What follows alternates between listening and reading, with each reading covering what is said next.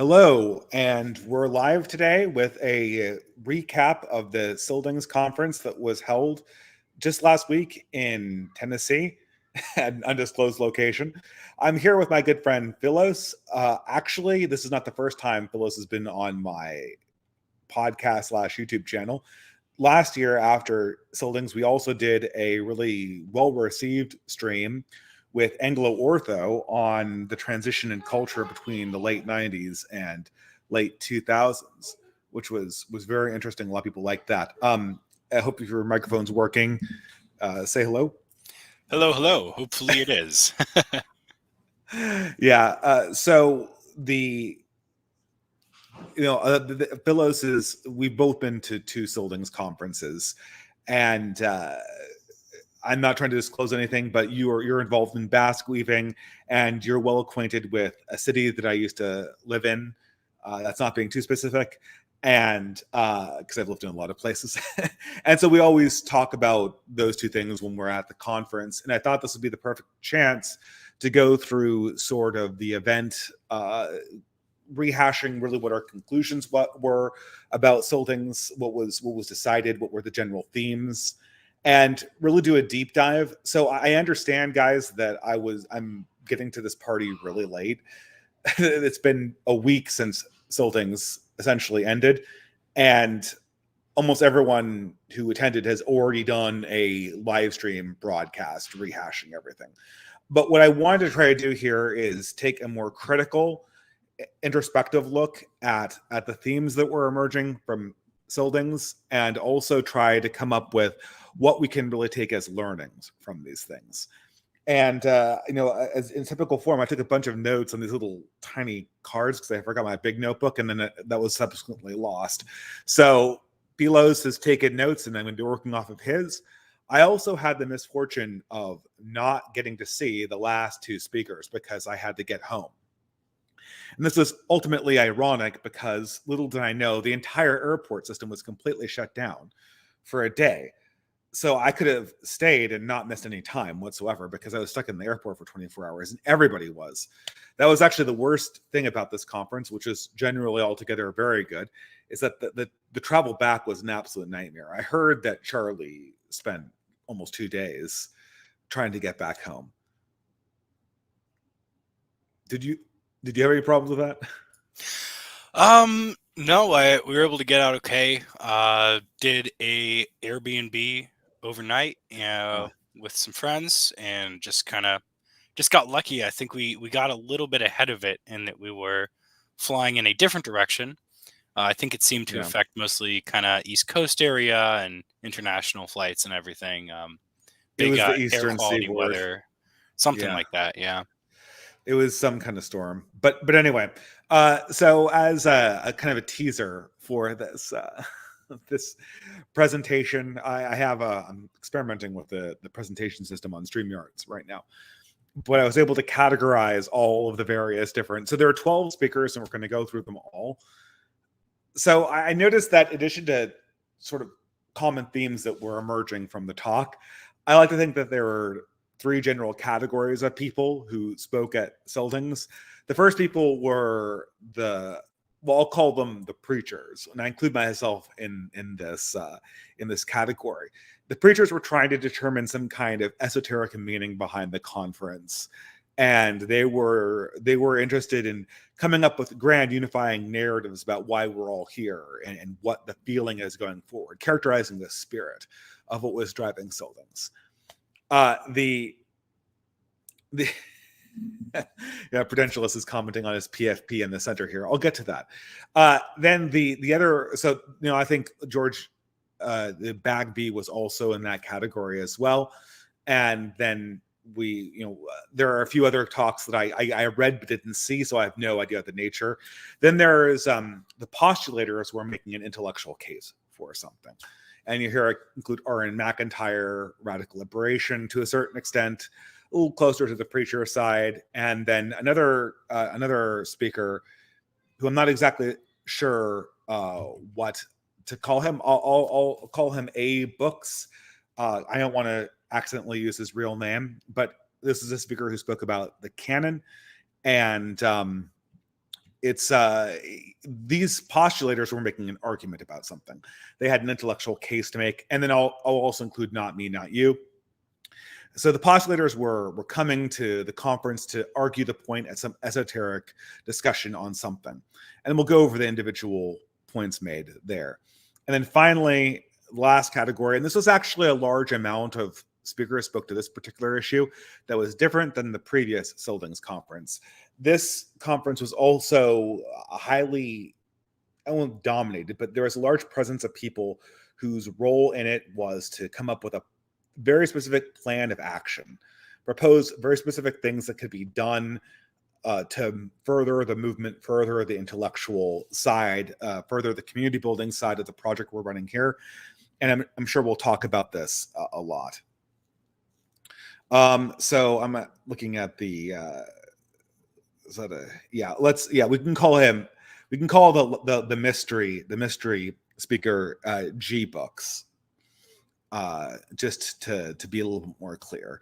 But I have a book symbol here because I'm not aware of his anonymous social media. Everyone else is identified by their anonymous social media, even though I know these people's names, just courtesy, basically. Anyway, let's. How do you have any general thoughts on the conference, Philos? Yeah, I think one very brief thing is we kind of have to contrast this second conference with the first one. If anybody in the audience was at the first event, I think they would generally agree with the characterization that the attitude was a little uncertain because it was the first time people had met up in real life, but also that the nature of the political landscape at that time was very grim.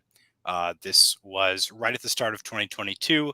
There were still a lot of mask mandates in effect, and politically things just seemed, I think, a lot more hopeless. It seemed like there was kind of less space politically for our sphere.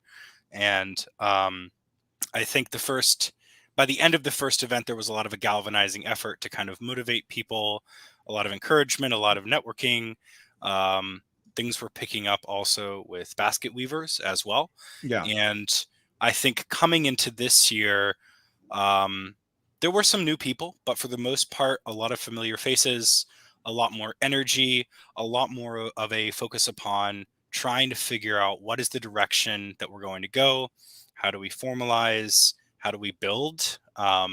Since most people there were generally on the same page or had kind of the correct diagnosis of what our political ailments are, there, I think, was an overall theme between all the speakers of, instead of trying to define ourselves in the negative against the left, that more of an effort should be made internally just to kind of solidify our own identity and our own kind of positive factors and how we conceive of the world and how we can organize and work together.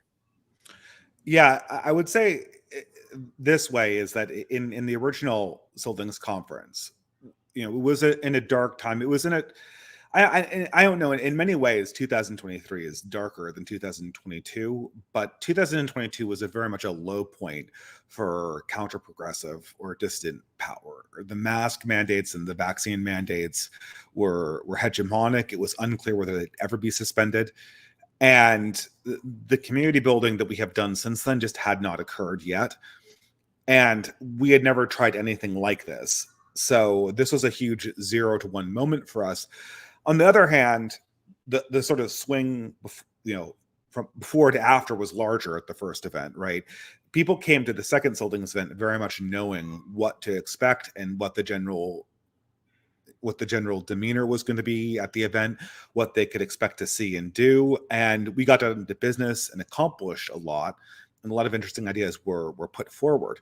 But but there was not there was sort of a break-in period at the first one where everyone was trying to kind of negotiate around the big personalities at the event.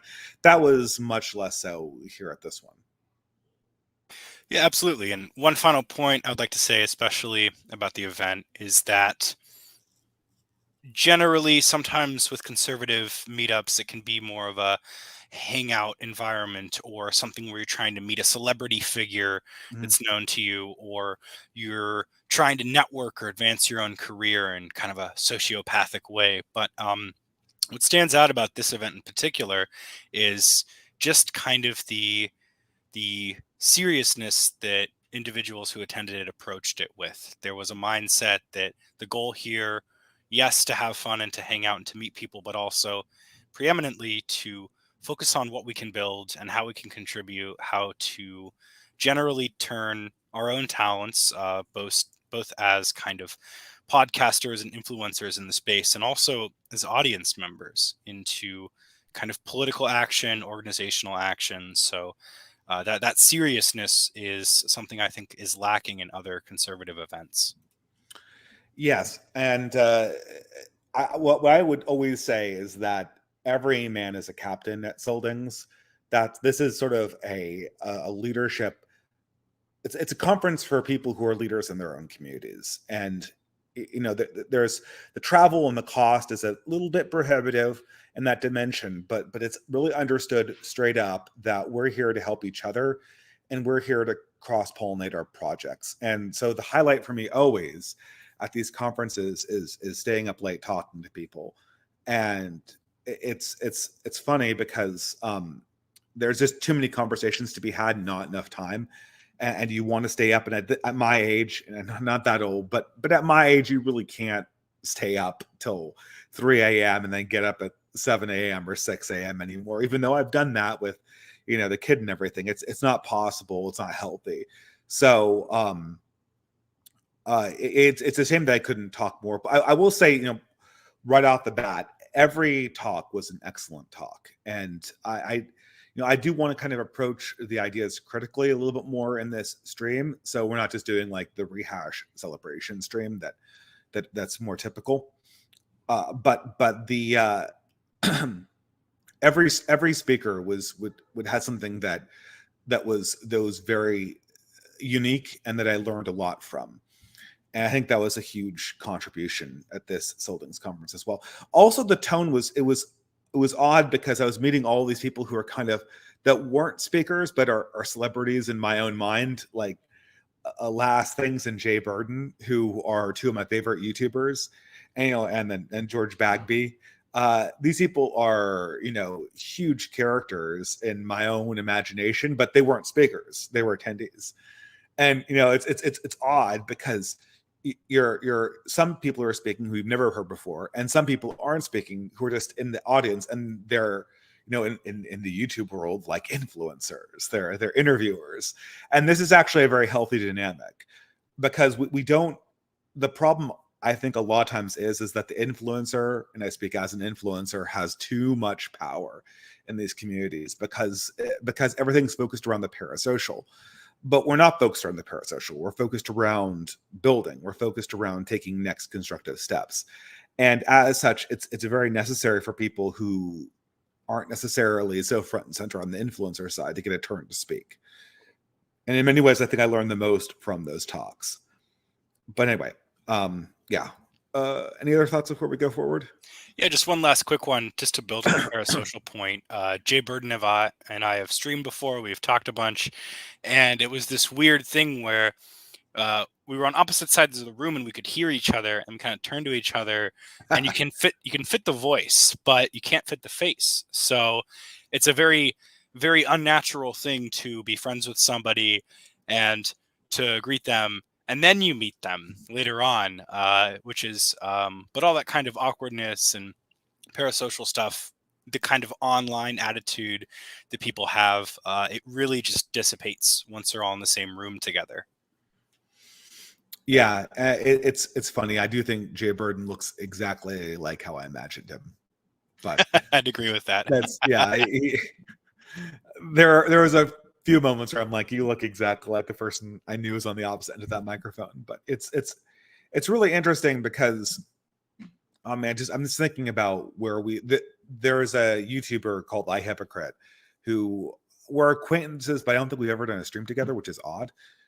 We're definitely mutuals on Twitter, but he's doing a series called The Skeptics. Where are they now? And this is the skeptic period on YouTube from 2014 to 2018 or whatever, the anti-SJW YouTube channel. And it's amazing how much those people kind of crashed and burned. It was a gold rush. All of these people who really had no interest in ideas or politics jumped on this giant bandwagon.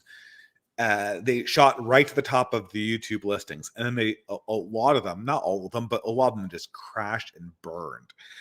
And more to the point, I mean, as someone from that era, more to the point, basically anyone could get instantly famous. Whereas now, you see all these people who I think really do have refreshing perspectives, or they run a really good interview show, and it's not 2014 or 2016 or 2017 anymore. Their place is subdued and not prominent, but it's so valuable and life-giving to the community.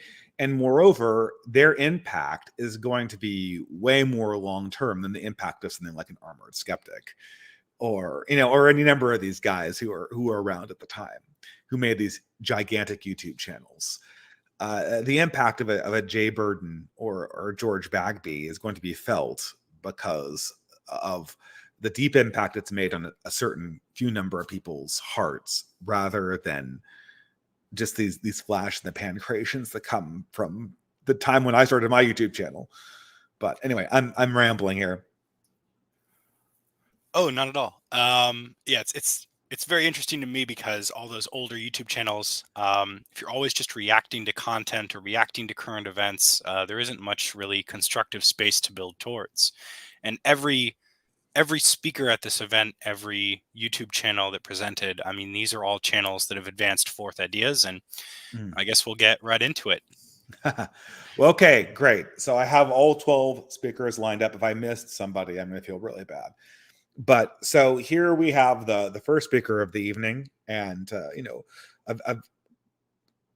don't know if I wouldn't call him sort of a mentor for this community. Certainly a larger than life figure for a variety of reasons. Mr. Radical Liberation himself. So Radlib is.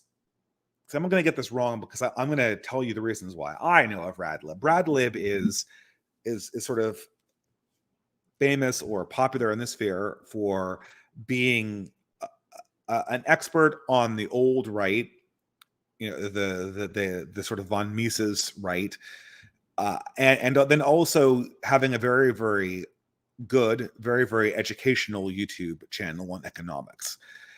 And so it's always hard to know what to, and also being a scholar in certain areas of Christianity. And so for instance, the speech from Radical Liberation that stands out the most in my own mind was a speech about early Christianity and the nature of cities in the late ancient world, which was it's a phenomenal speech. I think he gave it at the Wotan conference in the United Kingdom.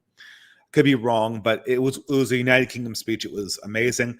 And he also did a wonderful speech about the connections between various right-wing groups early on in the 20th century at last year's Scyldings talk. This year, he talked about justice. So, Philos, do you have any? Do you have a summary? Do you want to give a summary, or do you have any thoughts on this? I can give my own summary. Yeah, I guess kind of a brief overview is that he contrasted two different ideas of justice. So the first is kind of the justice model that the left operates by, the notion of desirable distribution, being able to have a sort of giant company, as he phrased it, of egalitarian individuals where they're always highly willing to get along for a higher goal, handing out fairness and just desserts to people via group identity. Um, he very much framed this against the more traditional concept of justice, where it's about being able to act for a common purpose under the system. Social justice tends to just eat up the old school concept of justice over time. And because of this, the two are largely incompatible. And over time, this also leads to a gradual eradication of laws, where instead of rules for individuals to abide by for a polite society, you have commands that are being issued from a power structure towards specific groups. So, despite their egalitarianism, there's always going to be different standards of justice in a more modern concept of a social justice. So I'll kind of start there, I suppose. Yeah, so there are a variety of threads in this talk, and this is why I don't want to remake his whole speech for him, but I do want to tease out the whole point of this is to tease out the threads that I think are generative and that need to be expanded on. So there are a few of them for radical liberation that maybe I'll put his picture back on the screen here.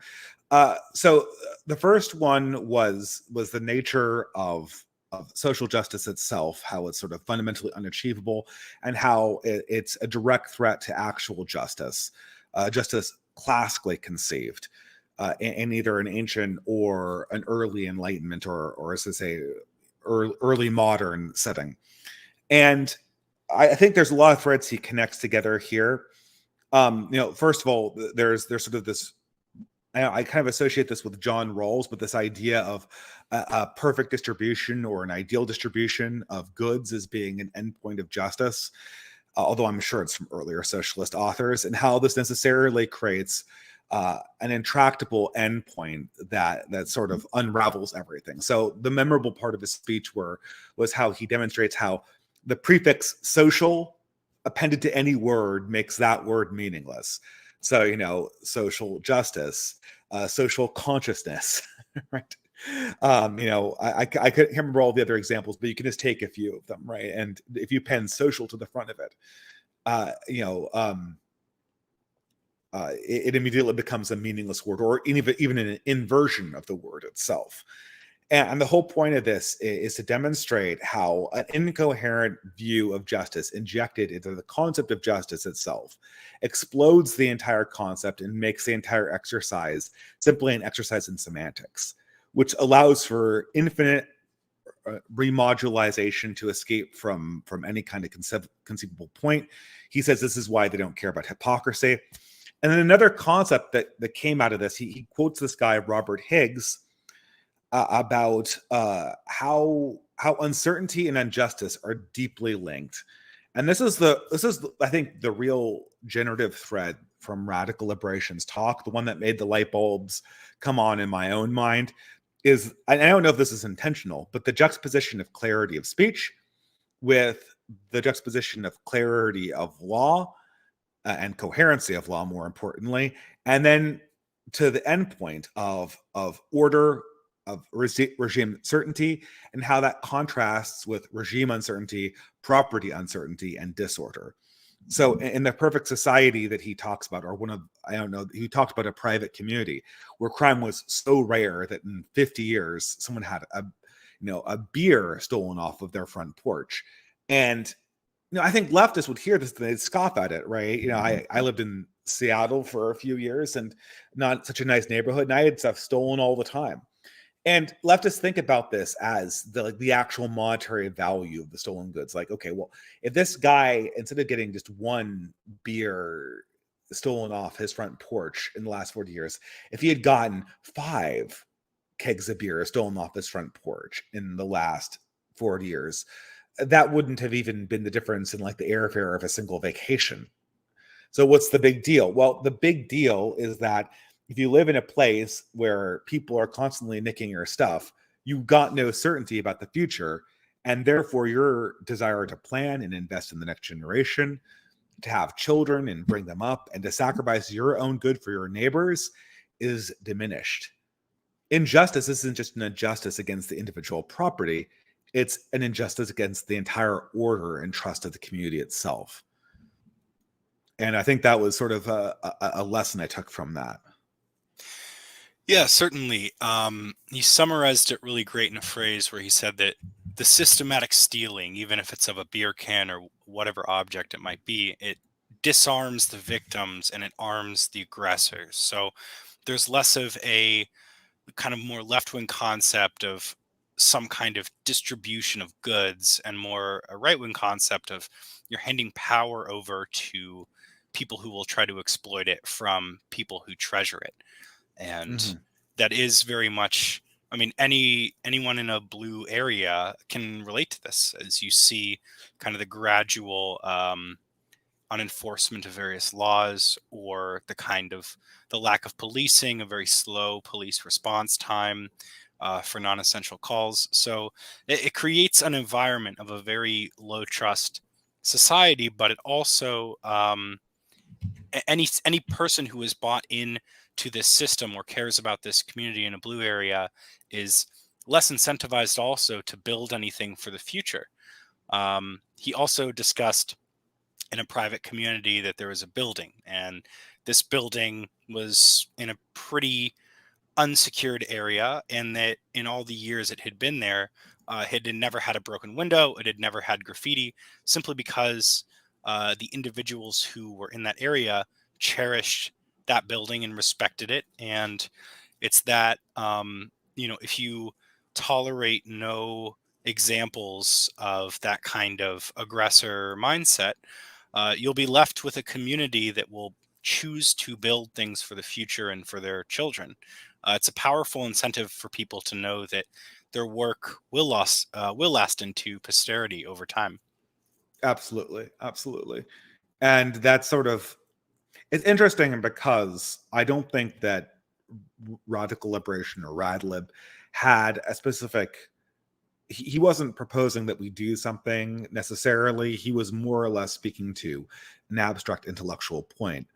But implicit in this talk was the idea that it was this idea that the banner of the right wing has to be focused around justice, order, predictability, and continuity, and that this sense of justice had to imbue everything. Maybe I'm reading into this a little bit too much. I see him in the chat, but that this concept of justice had to imbue all the projects that the right put their hands to. Everything that we work on, everything that we bring our skills towards has to contain within it the sense of order, and the sense of order purpose, and the sense of constancy. The thing that differentiates, well, I mean, it doesn't differentiate God from the devil, but one of the primary ways that a variety of holy people differentiate sort of clean spirits from unclean ones is that holy spirits, or holy spirit sounds weird, divine beings have a certain constancy of nature, and unclean spirits or demons are raucous, they're chaotic, they speak in many voices, they have no constancy, they have no ability to keep their word. And this is something that I think that, implicitly, that was the message I took from radical liberation's talk. Now, I'm trying to draw out themes here at this conference, but I would say that this is definitely a theme that came out in a variety of places. But I think we'll probably get into this one when we get to the later speakers, so I might move on. Did you have anything more to say about Radlib's talk? Yeah, just the final thing is, as far as the chronology of the event and the list of speakers, he was the first speaker, and that really helped kind of set that tone. And these overall themes really did develop themselves, obviously with his speech, but as the other speakers continued through the event, this point was very much kind of reiterated upon. That's all I have to say. Yeah, it's hard to know. Like, it's hard to say because when you're hearing these speeches, you always think, oh wow, this would have been the best one to put first, right? And I guess, to me, I really loved I mean, I loved all the speeches, but I really did. It was definitely one of the highlights was Radical Liberation's talk. And the thing is that I felt like it might have been better. The problem is I wouldn't want to put anyone towards the end because people were leaving on Sunday. But I felt like it was sort of the note was sort of more contemplative and less explosive. So I was like, maybe I would have arranged that for later on Sunday, because that would have then I would have been thinking about these ideas on my plane ride home. But we can't second guess this, so let's go into the next one. Okay, so this is what actually I thought that did kind of Prudentialist was one of the talks I felt was so. Prudentialist kind of gave me shit because I put him in the center of my diagram between the postulators, the preachers, and the planners. But I did feel like his talk was the one that, in the words of the composer Mahler, it embraced the world, so to speak. It embraced the world of everything people have been doing over the last year and tried to draw out common themes. Philos, what was your general impression or summary of Prudentialist? Yeah, so my summary is that generally starting out, the first event was about strategies for surviving the times, but this event was about foundations for the future. So the right historically has generally defined itself as the negative against the left. Conservatism is always reacting to it, whether it's writing books on the concept of the double standard, whether it's pointing out that the left is the real racist. This generally kind of leads to a overall negative vision, and the right must begin over time, as Prudentialists argue, to define itself in terms of positive vision. What does it stand for? The conflict between the left and the right is overall more of a spiritual conflict. The bad theology that the left has leads downstream to a bad ideology. Um, Prudentialist also mentioned an Eastern Orthodox concept, which I think is wonderful because myself, I'm looking more into Eastern Orthodoxy. Generally, that's the apophatic theology of defining God, not in the negative properties of what he isn't, which I think, if I recall correctly, is the view of Thomas Aquinas. I might be mistaken there. I always associate apathetic philosophy with Maimonides. Yeah, But I that's mean, Maimonides wasn't. He was an influence on Aquinas, I think, and it's hard to know because there's all these things that were exchanged between very early scholastics and Maimonides. But I always associate that with his ideas. Oh yeah, absolutely. I think Maimonides was something of an Aristotelian, as I understand it. But apathetic theology is about defining what God is. So, in relation to this, this is where the right and the more traditional world derives the divine right of kings. There's an excellent book on this subject I'd recommend called Divine Right of Kings by John Figgis. It's kind of the gold standard from the 19th century discussing, what the positive characteristics of the divine right of kings is. So, Prudentialist continues that we must, therefore, as a result of these topics, we must choose hierarchy over egalitarianism. And that in choosing hierarchy, we create an environment where the left will kind of struggle to respond to it in viewing the right's ideas outside of their own framework. Um, Prudentialists also mention that Christians tend to have an innate advantage in this area. Similar to Radlib's talk, they value posterity for themselves and for their family. Mm-hmm. So, therefore, they're going to aim to build a better future over time. Um, he also discussed kind of aspects of the online right. So the right has to stick overall to realism, which includes recognizing realistic avenues for political victory, building institutions that may not yield fruit now, but might in the future.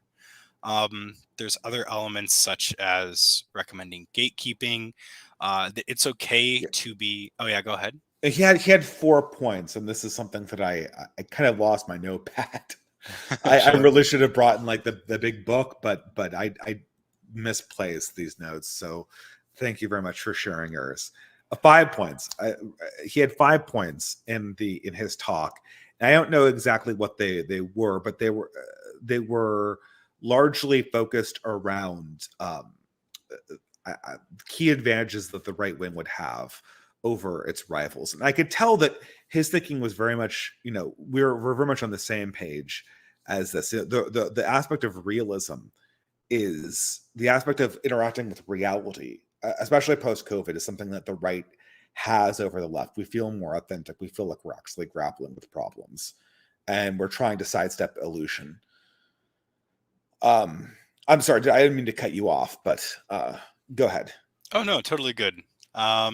I think if I recall the five values, and Prude, you're in the chat, so feel free to correct me here.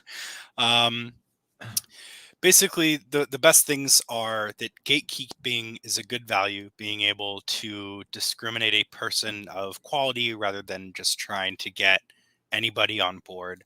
Um, Discrimination often receives kind of a bad rap as a word. However, being able to be particular about something is generally kind of an attitude of having a strong preference or a value and quality in itself. Always choosing the right over the left, no longer focusing on trying to punch right, because as we've just kind of seen over the last few years, how many right wing figures have gone down, and how many of those have the gleefully the left has kind of celebrated spiking the football over. Mm. He also recommends kind of some simple values: hard work and honor. He just listed them in the chat. They are posterity, realism, discernment, work, and honor. Oh, And glad I was close for the most part. yeah, you were. You were. Thanks, Philos. But this is what's so amazing. This is actually why I'm doing this talk. I'm not doing this for you guys. I'm doing this for me. I'm doing this so I can remember the valuable things that I learned at this conference, and so I can use it to mold my own thought. The other thing about this, and you'll see this again and again, is that all the talks fit together like puzzle pieces. So, for instance, I recognize realism and work or experience from my own Scyldings talks, and then I remember honor from a talk that we'll probably discuss even more, which was George Bagby's talk. And so you see that everyone's kind of bringing. Yeah, this is why I put Prudentialist in the middle, because I think that in those 5 points, you basically could contain everyone else's. Everyone else's. Everyone else was trying to hone in on a different element of this. I guess you could add in justice if you wanted. I don't know if justice necessarily fits into posterity, realism, discernment, work, or honor. Maybe a discernment. But I would say that these 5 points encompass all the other ones that you saw in this talk, and that's why I think that Prudentialist acts as a sort of capstone or a capture of the general spirit in its largest sense of the conference. Yeah, absolutely. I don't have much else to add on this point. Um, yeah, and I'm not so sure either. I'm trying to find the notes again. I would say that I think that Prudentialist he ends with Charles Haywood and Nick Land and these other talks that people go into a little bit more detail. People I think understand that we have these advantages over the left. What people don't understand yet is how these advantages can be turned into things that people can actually use to better their own lives and better their own lives for posterity. So, I mean, if I was to summarize, I'm supposed to paraphrase each of these values in sort of an extended form, I would say that Prudentialist, what are the rights core apps? First of all, posterity, we care about the future beyond our own lifetimes. The left does not. Realism, we describe the human being as they actually are, as opposed to the left, which is essentially describing an illusion, a defunct 19th century theory on humanity that has seen life in the 20th century only because of its alignment and proximity to power. Discernment, we have the ability to discern and be discriminating and respect the differences between people and peoples that will allow us to fully comprehend them and fully treat them with justice. Work, I'd like to say experience rather than work, because I think work is active. I think that a lot of things that we're going to learn are going to be us just suffering through things, unfortunately. Or maybe falling in love, or maybe having a religious experience, which is not necessarily something that we do. It's something that we receive, but experience in the sense that our politics is born from living in this world. And then honor, that kind of goes back to the whole idea of constancy, right?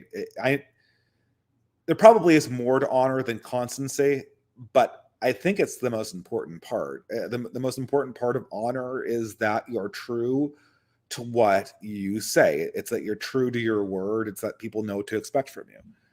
And in those 5 points, which I regret not writing down, but I'm glad that I remembered them here. I think Prude basically captures the 5 points that you'll see repeated again and again throughout this conference. Absolutely. Okay, so I don't know if we have anything more to say about that. I'm gonna keep on going on. Next one is Essos, or is Esso. Either way. So Essos was the first person who is, to my knowledge, not an influencer who spoke at this event. And this was a one that I really, really appreciated. So a constant, I don't really want to air that. Like, there's no way we can really avoid getting into the weeds about these dynamics, but as everyone knows, there are a variety of organizations surrounding Scyldings that are doing different things, and there's a certain amount of overlap. So one of them is obviously the Old Glory Club. Another one is Beowulf, and Scyldings and Basque weaving are kind of products that are put on by people who are affiliated with these various organizations. For now, I think Beowulf is the real driver behind Basque weaving. They're an organization that I'm associated with and that I'm very much an advocate for. And so I really enjoyed this talk by Essos expressing the principles of Beowulf. And so he this is what's so interesting is that this is probably of all of the three categories, Essos was definitely the most on the planner side. This is the raw nuts and bolts of how you launch an organization. And I didn't have time to do this follow-up research, but I put, all of these terms about how to do optics checks and how to conceptualize people coming in and out of the organization. Because I'm trying to work on documents that will guide community building going forward, this was just an invaluable talk from my perspective. And it also covered a few of my favorite online essays, including the very famous one about mops, sociopaths, and fanatics that showed the life and death of various subcultures. If I were to summarize Essos's talk, it was basically, how can we take an online subculture and transform it into an actual functioning managerial organization?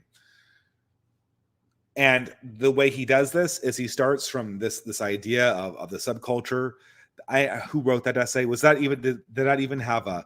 Hold on, I'm gonna actually look up this essay.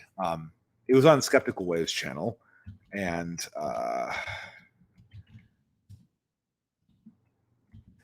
it's Geeks Mops. And so it's from an anonymous blog. It's called Geeks Mops, Sociopaths, and the Subculture Evolution. And it's by the anonymous blog Meaningness.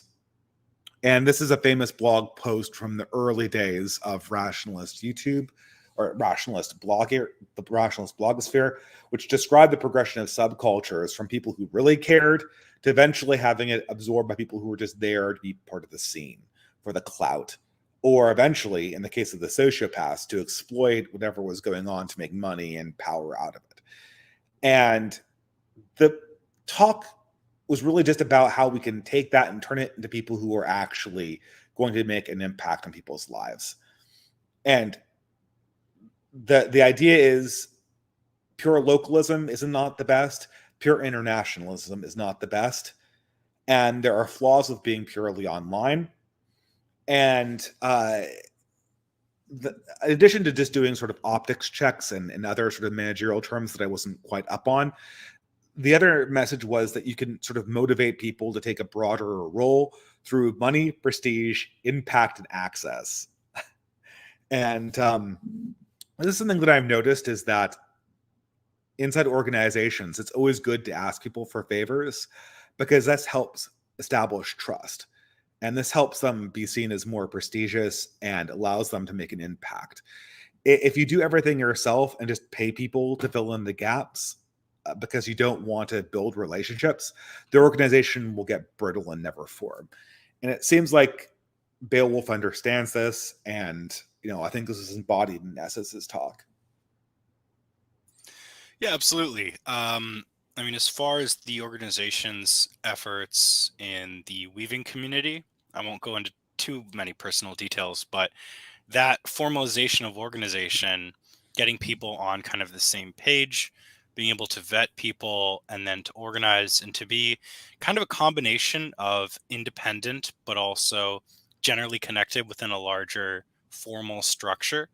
And as I understand it, that is similar to what the Old Glory Club, who we'll talk about later, is aiming to do.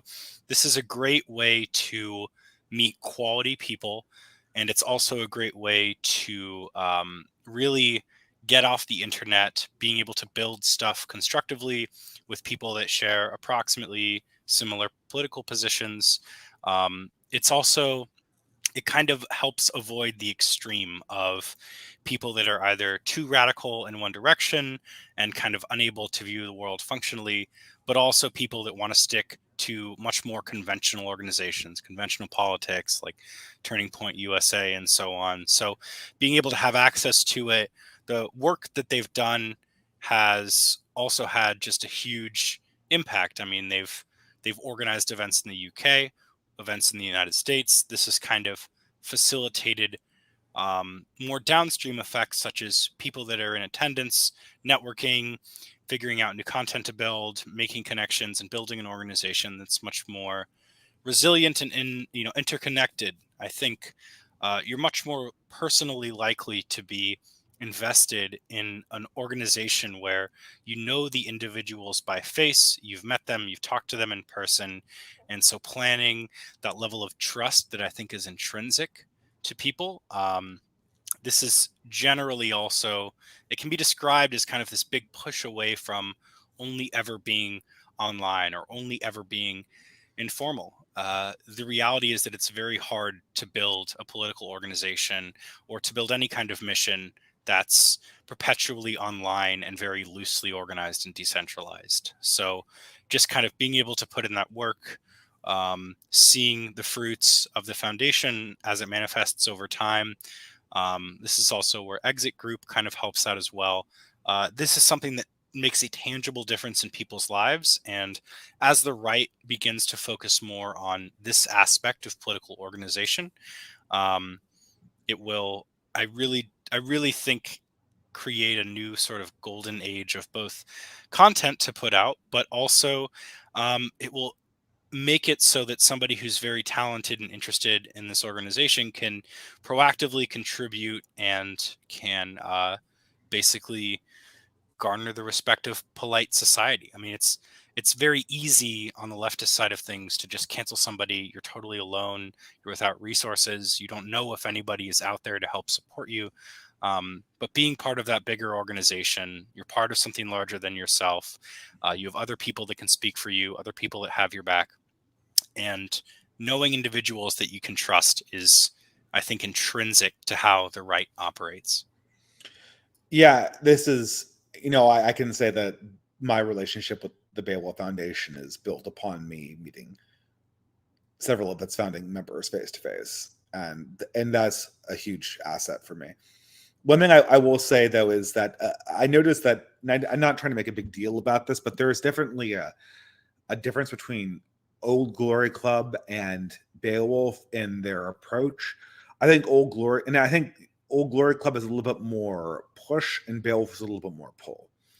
And I think all leadership is essentially push, right? Yeah. But uh, when I say push versus pull, I'm using this in manufacturing terms. So in the industry, when we say push something, we mean it. You have the product, and then you're going to find the people who want it. Pull is when somebody demands something, then we're going to make it available for them. And a pull is generally more passive, generally more reactive. But at the same time, pull does not have the problem of being misaligned necessarily with pull has it's not as leadership driven, but at the same time, it doesn't have the problem of timing. I'm kind of a lot of the issues with these leadership organizations is everybody knows that this is what we need to be doing right now, but nobody knows whether it's the right time to be doing it. For instance, I started an organization that would really have been more suited for 2021 in 2019, and it had a lot of problems because it was right before COVID, because everyone was still in that parasocial media space. I had to take time off for the family. And a lot of these things are just, is this the right time to do X? And someone has to try it. And, we're going to get a lot of successes, a lot of failures. People have to be tolerant of those failures and tolerant of people retrying things. And so this is an experiment we're running. We're getting a lot of successes right now, and I think that the Beowulf Foundation and the Old Glory Club are kind of fruits of that. We'll probably be summarizing this as we go, but maybe do you want to go to the next one? Yeah, I'm ready. Okay, ND Swan, also known as Liquid Swan or Liquid Swan. So this is a really interesting one. I really liked it because I have a lot of European relatives that live in the New World that are kind of refugees from certain wars and conflicts. And so, well, do you want to do a summary of this one, or I can give you sort of my recollection? Oh, go ahead. Okay. Well, so Andy Swan's talk was broadly about reacting to collapse. So the idea is like, okay, we're reacting to system-wide collapse. How would we build something new? And I think he uses the word like interwriting them between systems.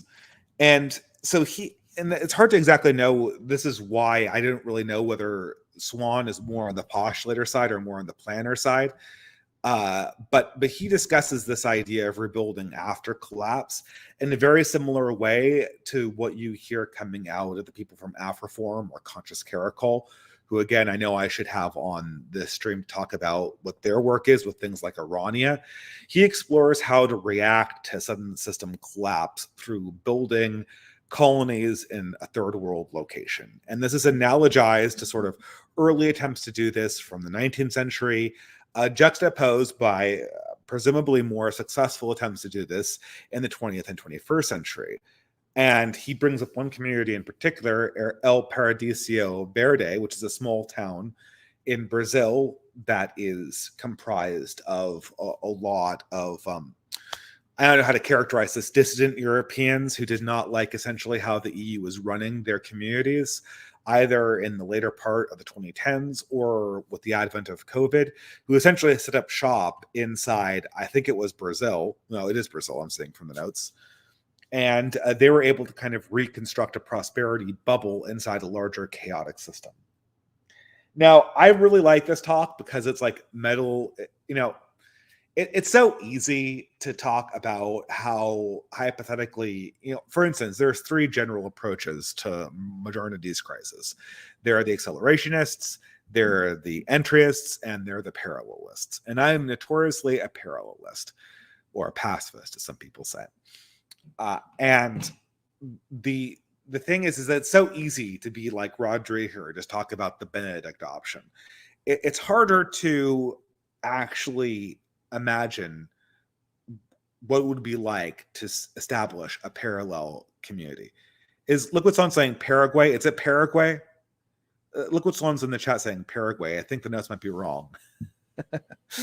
Okay, yeah. So it is. I guess El Paradiso Verde is a town in Paraguay. Oh yeah, you're right. It was Paraguay because Paraguay had the much more friendly government. Now, I'm from an engineering background, as most people know, and so there's this thing that people say is they say that like there's certain conversations, there's certain questions that are very, very powerful to ask. Like, so a very unpowerful question is like, why can't we do this? It's too expensive. It's too big. If only this couldn't happen. If only this was this way. The kind of the questions you ask as an adolescent, like if only I was taller, if only I was more attractive, if only if I was more popular. These are statements that are not designed to inspire you to actually tackle a problem. And a lot of these abstract questions about the Benedict, or abstract stories about the Benedict option, are just that. They're complaints, they're belly aches. What they teach us in engineering school is that a much more productive question is, what would it take? And that's how I received Liqua Swan's presentations. Like, what would it take for you to create an insulated community inside a town in South America, or build a town from scratch? And he goes through the process. Like, you need to make sure that you have a good relationship with the authorities there. You need to make sure that you have a tight bond with the people in, the people who you're building the community with. You need to be able to make sure that you have international connections to get the resources there. And he goes through all of them in quick succession, and that's really useful. This is a well thought out idea. Now, here I want to be gently critical. I'm speaking constructive, right? Is that I would say that, like, of all the talks, probably Swan's got the most pushback, because there are, and I think there's some reception that was probably in the wrong dimension, is that obviously the third world is not just a magical solution to everyone's problems. Your relationship with the third world is dependent on your good relationship with the United States government. And if your good relationship with the US government were to disappear for obvious political reasons, then your ability to be solvent or productive in a third world environment could radically degrade.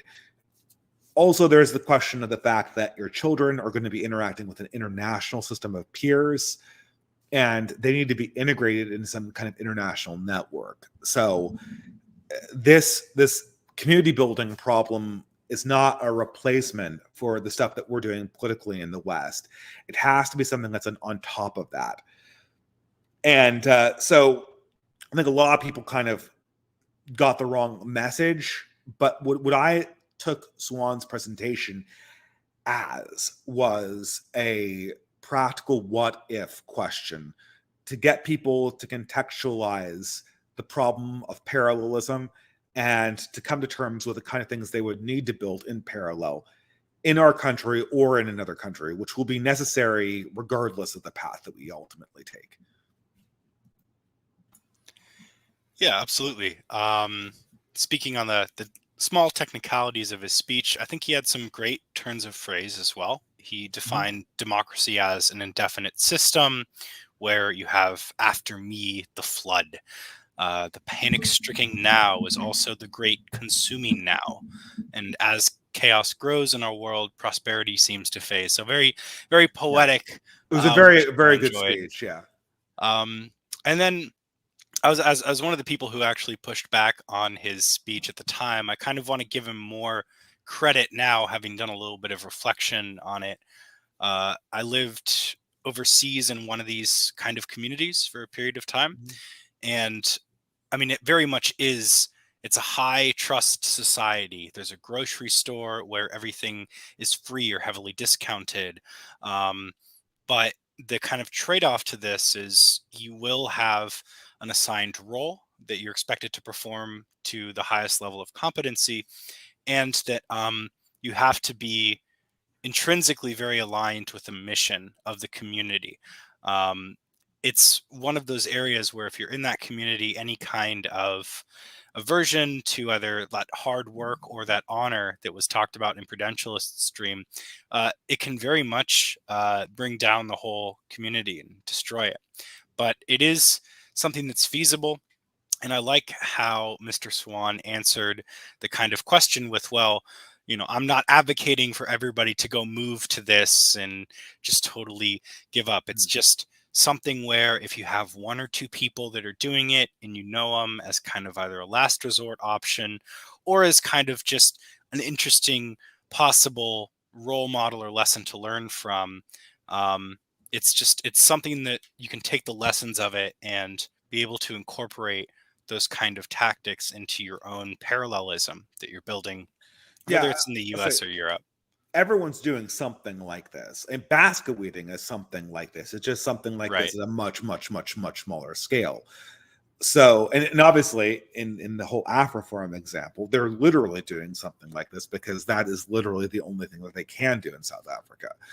So this is, Curtis Yarvin is, to mention a heavy hitter in our circles, is always very famous about thinking, when you imagine what it would be like to actually take power, imagine what it would be like to force progressives to write essays dedicating themselves to Christianity and hierarchy and all the things they hate, to hold academic positions, as you are with DEI statements. Just imagine what that would entail. This talk was really great because it focuses you on the primal question, the question in the abstract, or I should say the practical question, sort of stripped bare of all of the comforting illusions that kind of keep it removed from you. What would it take to build a new community in a different country, in a new country, and actually break ground on something that's deep?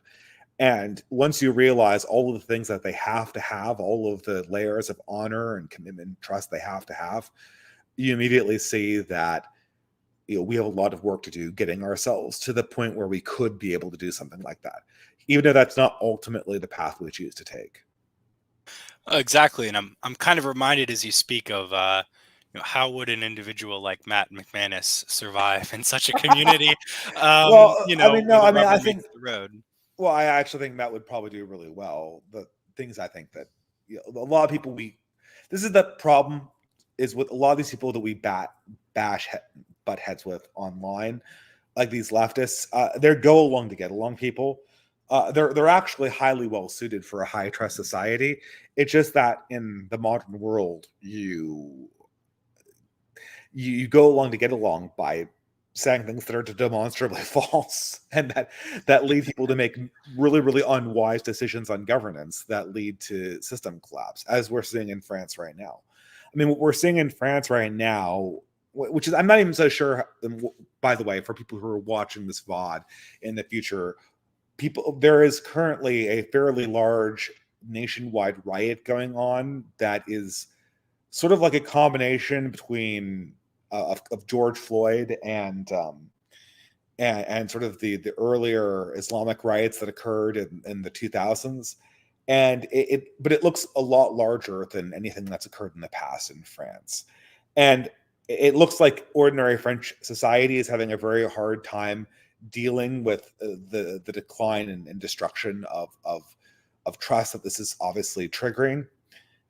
But this riot, this is a product of a variety of decisions that were made, and were continuously made, and a variety of questions that were just never answered in these societies. And what we're saying is the unfortunate consequence of this larger spiritual malaise. And yeah, that's it's.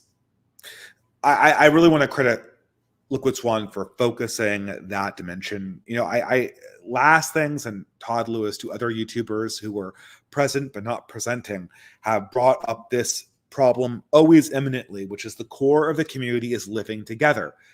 I'll go back to Mr. Radlib, Miss Radlib in the comments. Cities are essential. There's a blogger called Thomas777, and he calls cities antiquated work camps. Like, the whole point of the city was to run a factory. The point of the city is to have your intellectual leadership class all in one place so that they all have skin in the game.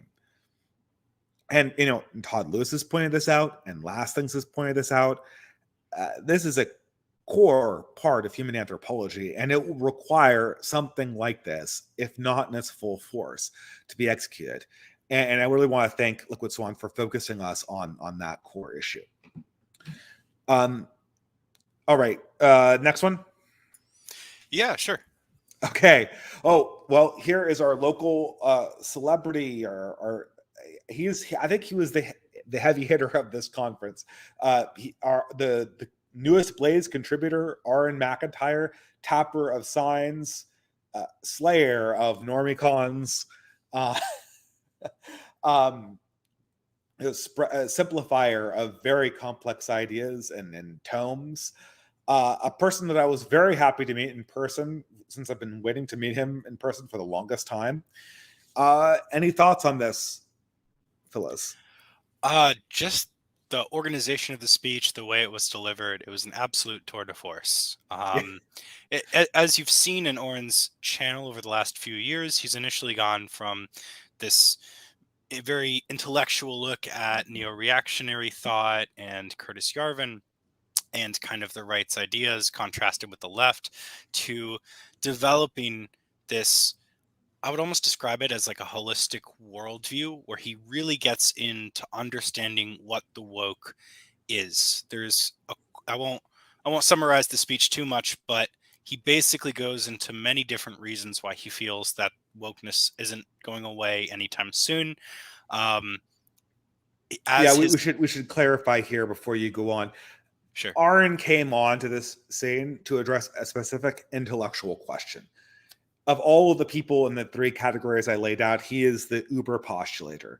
Aaron is he's arguing a particular point that he puts forward, that regardless of the repositioning we've seen from the establishment, the woke is not going away. In contrast to academic agent's point that ideally and very likely the establishment's going to want to take a step back and put the woke back in the box if it possibly can. Pardon me. Go ahead, Phyllis.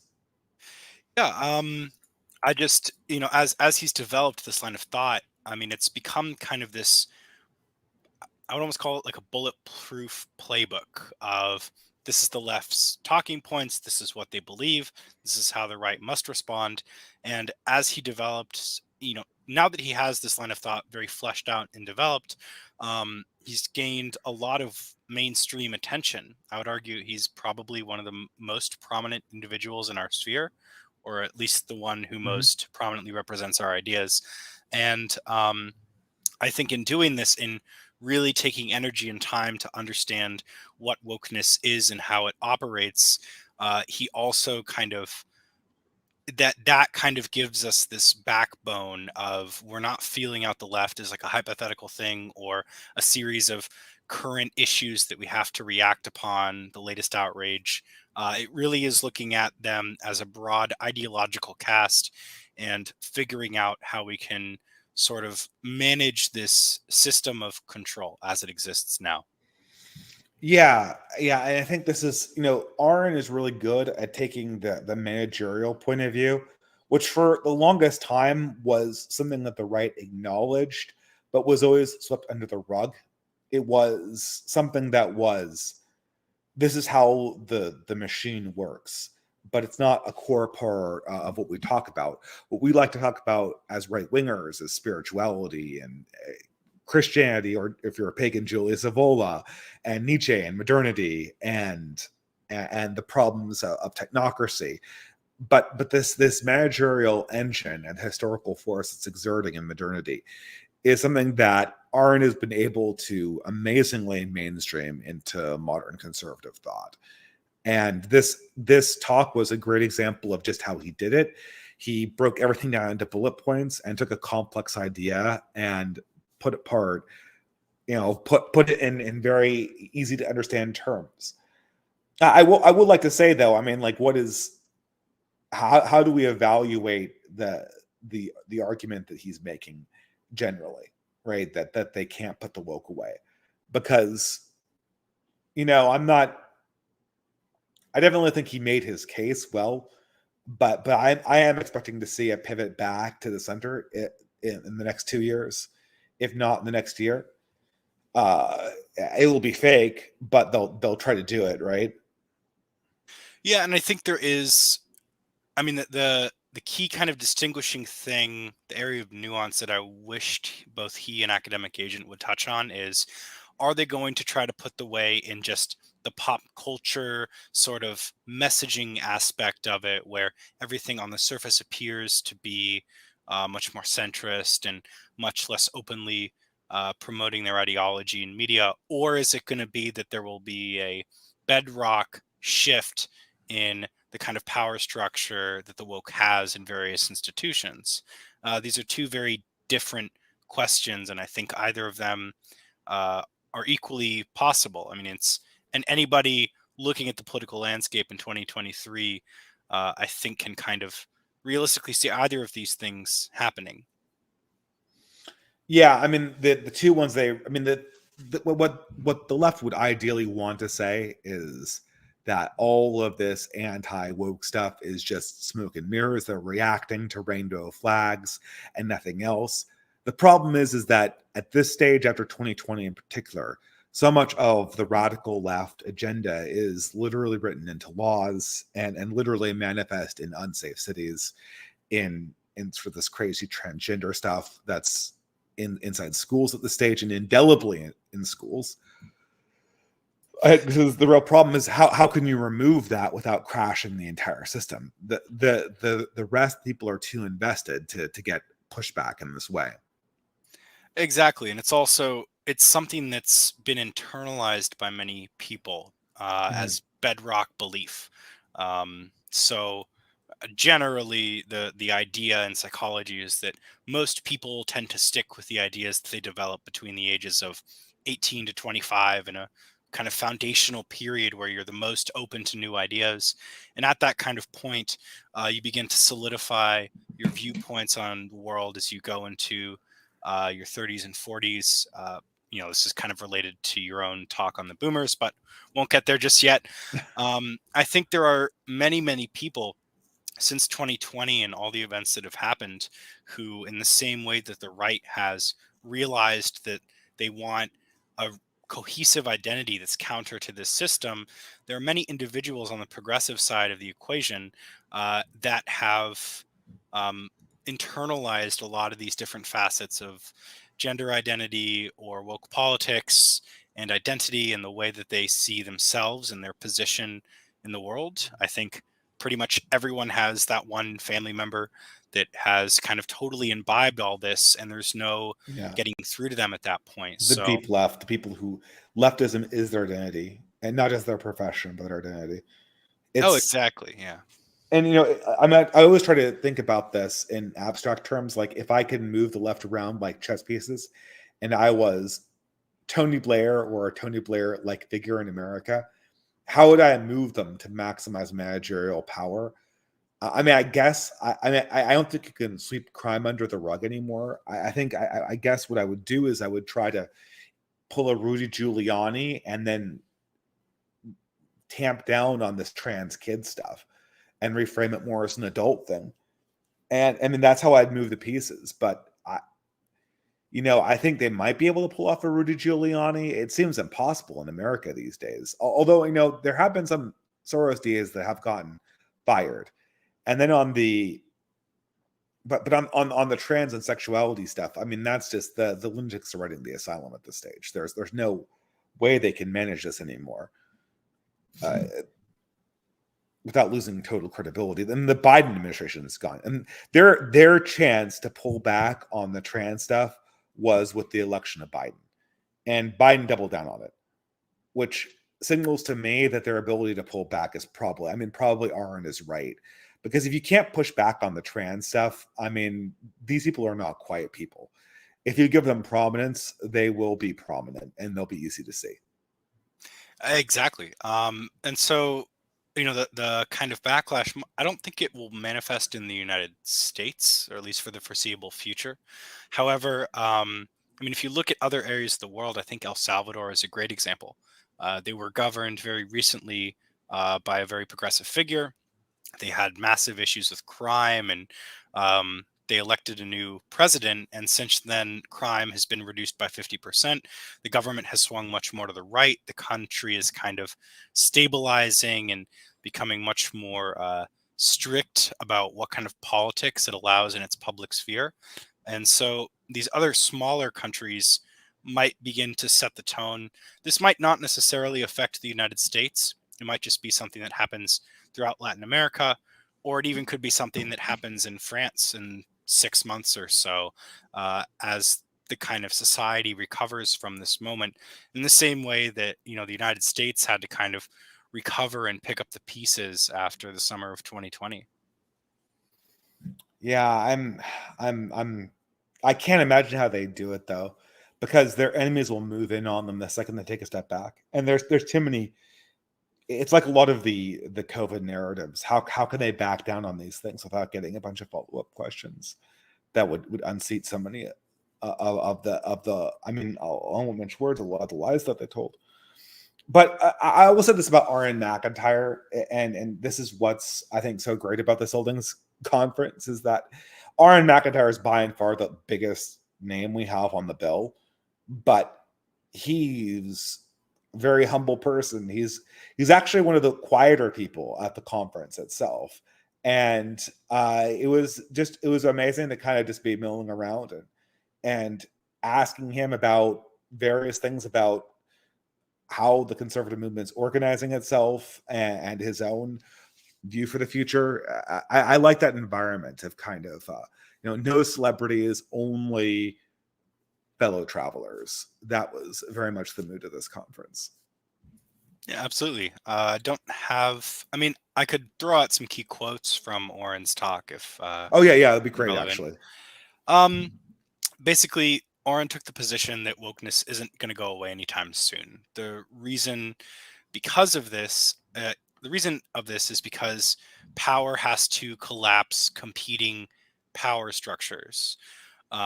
Managerial structures a la Burnham and mass bureaucratic organizations are kind of the default for modern society. And these institutions heavily depend on a steady supply of woke people populating them, staffing them, running their bureaucracies, adhering to HR, government regulations. I think any company in the United States larger than 49 employees has to, by federal law, have a human resources department and compliance.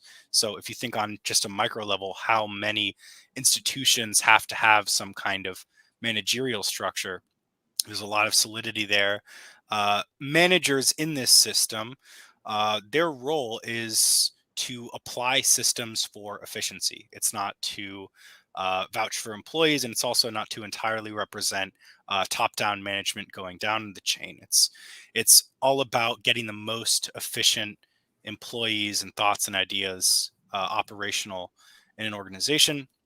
So for this reason, this operational mindset, there's a great political utility in wokeness, in the same way that I think the early development of the Catholic Church, for example, where everybody's on the same programming here. Everyone's of the Catholic mindset. Now that you have this same viewpoint, you can build an institution. You can move past the smaller differences. He also asserts that the left-leaning coalition operates this mystery cult of power and that the individuals within it are true believers in the ideology. So the individuals there might not even necessarily be either competent or willing enough to stop it. And his final point is that everyone, left or right, is subject to narratives. So whatever narrative is put out there, people are either in favor of or opposing to.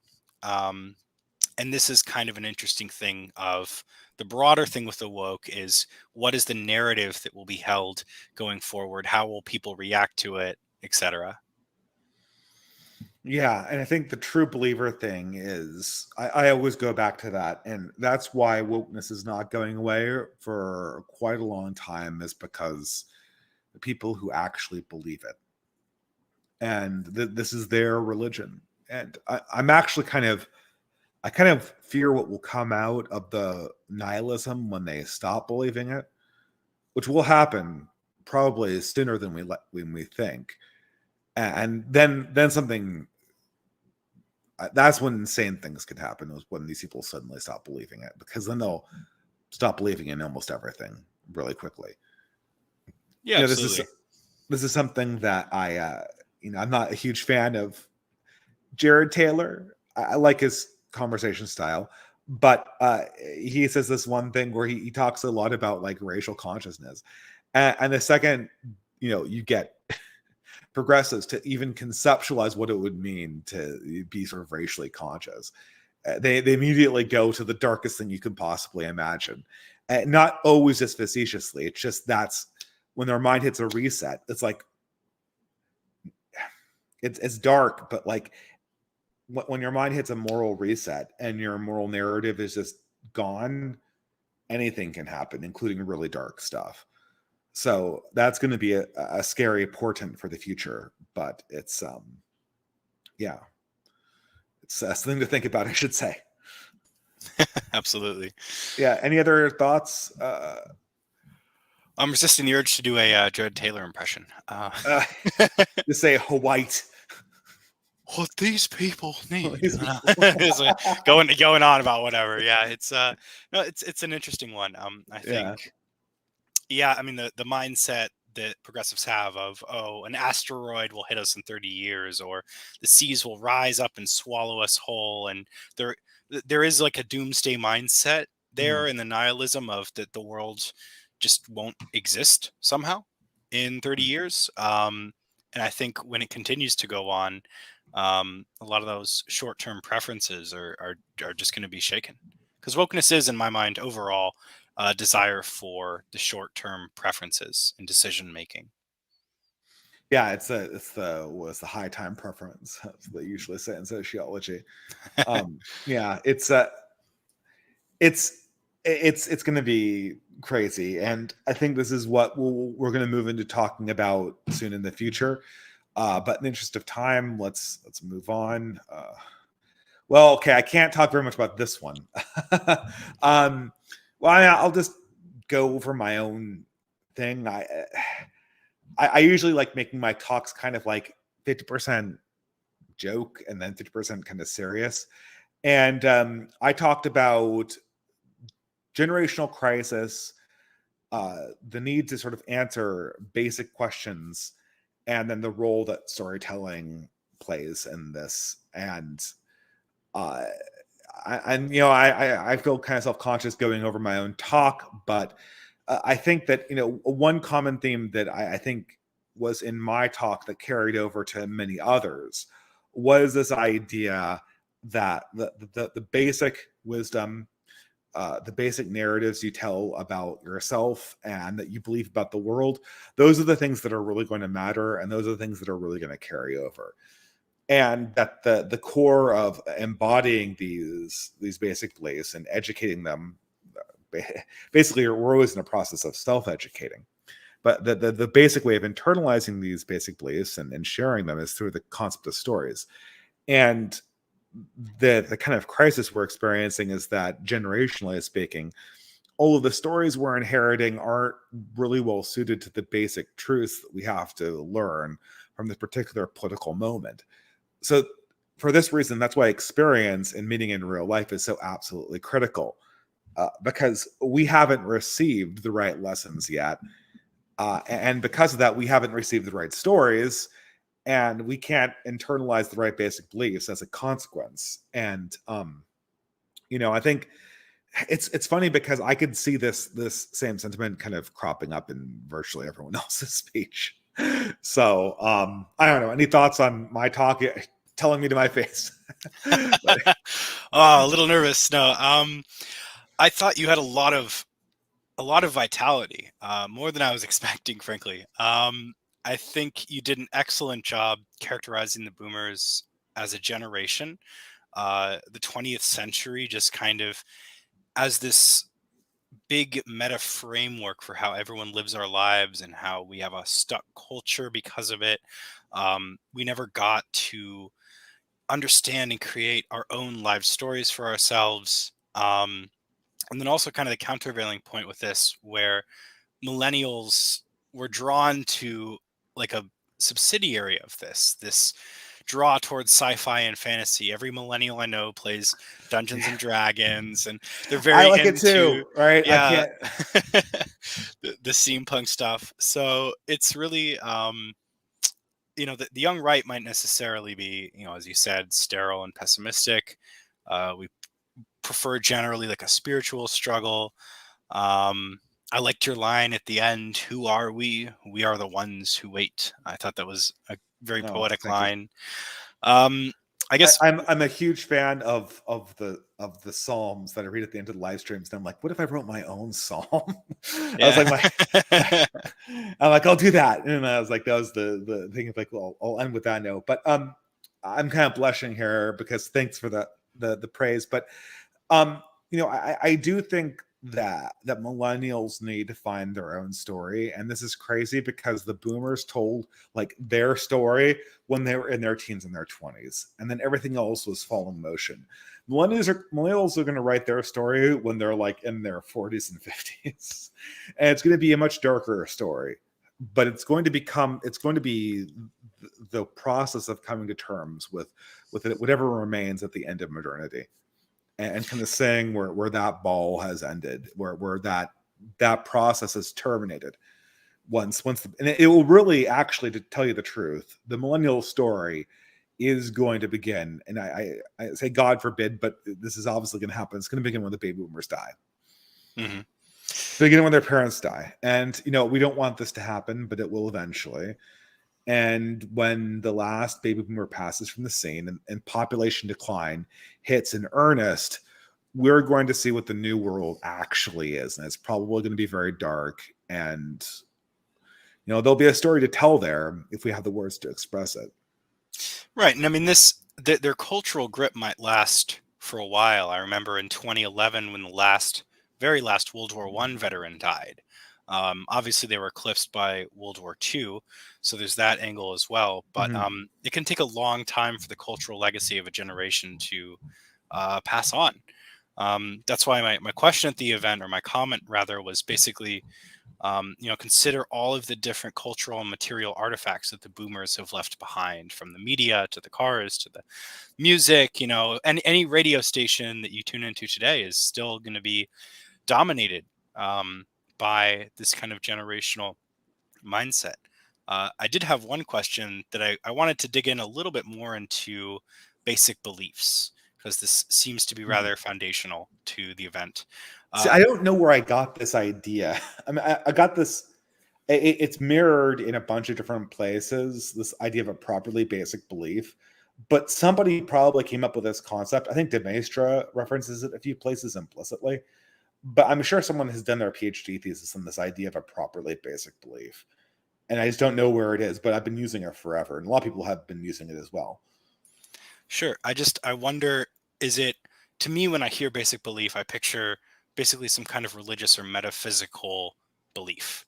That the highest, development of an individual can be having a family and developing something for posterity.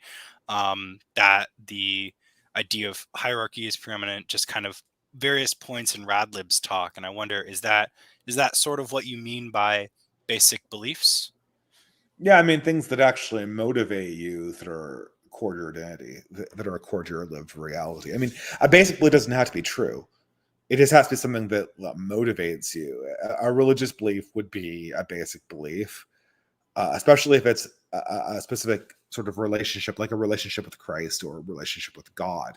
That would be a basic belief. Uh, a belief in yourself as being woman or man is also a basic belief. Like I would consider, transgenderism for a lot of these deep leftists is a core basic belief. For another example is like the idea that of ultimate individual choice or emancipatory politics. That's a core basic belief for progressives. Uh, what's not a basic belief is like, Rawls' position of the veil of ignorance that's found in the third volume, blah, blah, blah, blah. That's not a basic belief. That's explanation. They don't actually believe that. That's how they explain, or for instance, like Thomas Aquinas's argument for the existence of God, or the cosmological argument.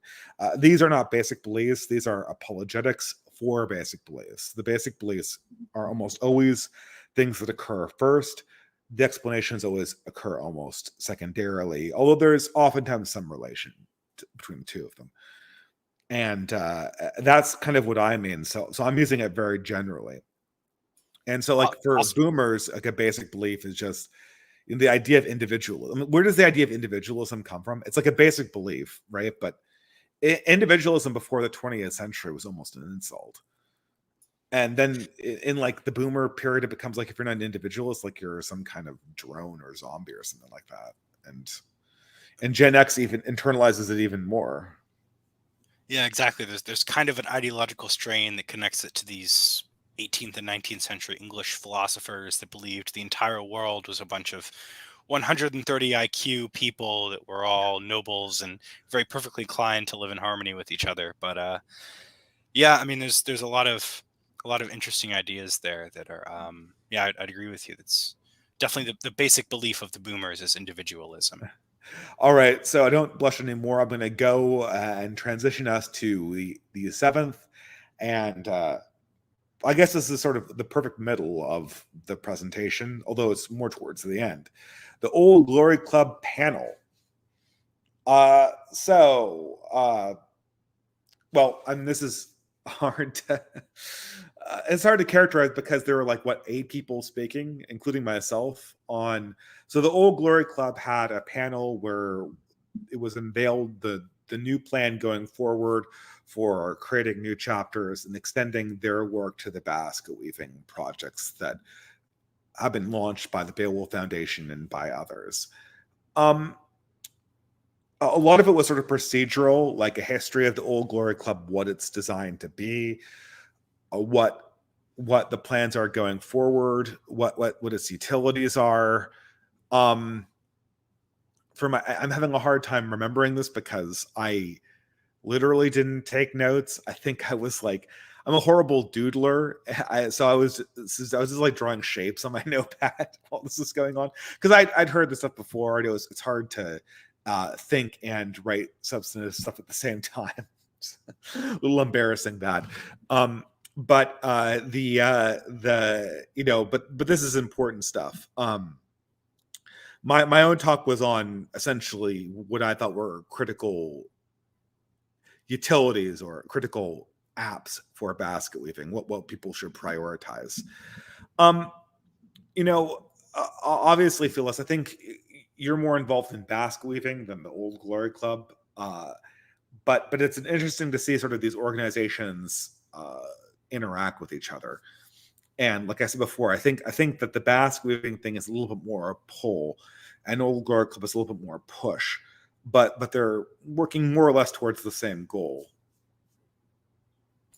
Yeah, I agree with that. I like, especially within the context of the event, I liked how you have the Old Glory Club is basically this avenue for, hey, if you want to do more, here's a name, here's some legal backing, here's kind of the goals, what we aim to do, and basically more becoming a permanent fixture in our sphere of things, instead of just being online, which I think is great. And it's also good to have a separate institution from the Beowulf Foundation.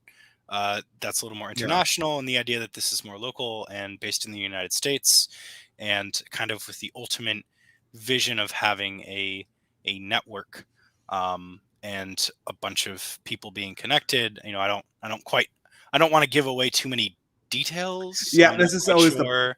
this is the problem with me too, is that I can't just say everything I know about this because I'm not so sure what is meant to be out there right now, and I'm not core to this organization. The one thing I will say is that Old Glory Club is definitely interested in facilitating a fraternal American identity. So what I really got from this, the thing that I know I can share, is that there were a few people who were. This is a overwhelmingly young conference, but there are a few people of an older generation there, and they were discussing how they saw in the Old Glory Club the continuation of fraternal orders like the Elks or the Kiwanis Club that you see everywhere in towns or saw everywhere in towns 40, 50 years ago. And I think that the Old Glory Club sees itself as the continuation of an American tradition of fraternity that began, hundreds of years ago, and that's characterized this country for the longest time. The barriers for myself, obviously, are that half my family is Canadian, so there's a little bit of a division there, and also I'm pretty far away from being core American. I am 100% not core American. I have 0% WASP in my DNA. I'm either Central European or Irish Ellis Island, Irish German Ellis Island mystery meat from Europe. So the thing is that the Old Glory Club is necessarily going to have tighter connections to the core American identity that is always felt a little bit like something that I've adopted and not something that's core to me. But this is a tradition that I so deeply respect and I so much want to help come into existence. And there's such a place for it in the modern American culture that this, I think, it's a very promising project, developing these kind of relationships and this ability to communicate across states and to possibly work towards a different thing. Is someone hearing a chirp? Anyway, I'll avoid the joke. okay. Yeah, Someone said a smoke alarm. So anyway, yeah. I mean, I really I really like the mission of it. It seems also, I mean, what guarantee going forward is there to be a continuation of the Elks? If all of these fraternal organizations are staffed by an older organization, there's not much hope that essentially they'll be able to survive into the future. And so, for younger generations, what will that avenue be? What will be that organization in the town that they can join? What's something that they can contribute their energy to? Um, Again, to harken back to an earlier point, is it possible to develop an institution on your own? Obviously not. So having that network and yeah, I mean it's early on in the OGC's history. You know, it feels very monumentous to kind of be there at this moment where it's starting to develop. So I mean, I'm optimistic about its prospects. A few reservations about it, but I don't want to say anything negative about the yeah. organization publicly. Well, I'll say this, and I know that the leadership understands this. We all know what pisses off the Eye of Sauron, so to speak. And that is when a bunch of young guys get together and form an organization of fraternity. They know that the media scrutiny is coming. And I mean, they're prepared for it. The problem always will be an optics management issue, is that, and this is where all the effort is focused on. As somebody who's much more on the outer circle of this than the inner circle, they understand that this challenge is on the horizon, and they're working to overcome it. Or I should say, we're working to overcome it. And so I'm really encouraged by this next step forward. But in the interest of not saying something I'm not supposed to, I'm going to keep on going on here and go on to the next day's talks. Okay, so this was the first talk on Sunday, and it's Not Me, Not You. Excellent Substacker, comic YouTube personality too, although I'm not so sure he has his own channel. And actually one of the funnier speeches. I really liked his jokes. Do you want to summarize it? I know that the topic was ideological purity. Yeah, I don't. I feel bad because I don't have much from this. But basically, he kind of discussed the need of building foundation in the same way that you would build foundation for a house. In that ideological purity as kind of a benchmark for organizing groups and getting people together is not necessarily the best because number one, it'll lead to perpetual infighting and who can be the most on brand or on message or capturing whatever the values of the day are. Instead, focusing upon building that network. But yeah, I was taking notes. I was socializing with people, so I missed a lot of this one. I feel bad that I Well, couldn't discuss a little more here. it's funny because I remember this one being one of the most pleasant and delightful to listen to. From like a listener experience. But yeah, I mean, I remember his thesis was really that ideological purity and backbiting is what's keeping us back. And I 100% agree with him. The problem that we're dealing with is just that uh, we do have morals that we're adhering to, right? We do have communities we represent. And one of the problems is, and this is very much encouraged by Twitter, is that when your community is getting disrespected or counter signaled in some ways, it's not easy to perceive it as like maybe you know it's a joke, but the guy next to you doesn't. And therefore, when you're sitting next to this guy and this is going on, it feels like you're weak. You're not sticking up for our side because there's no context.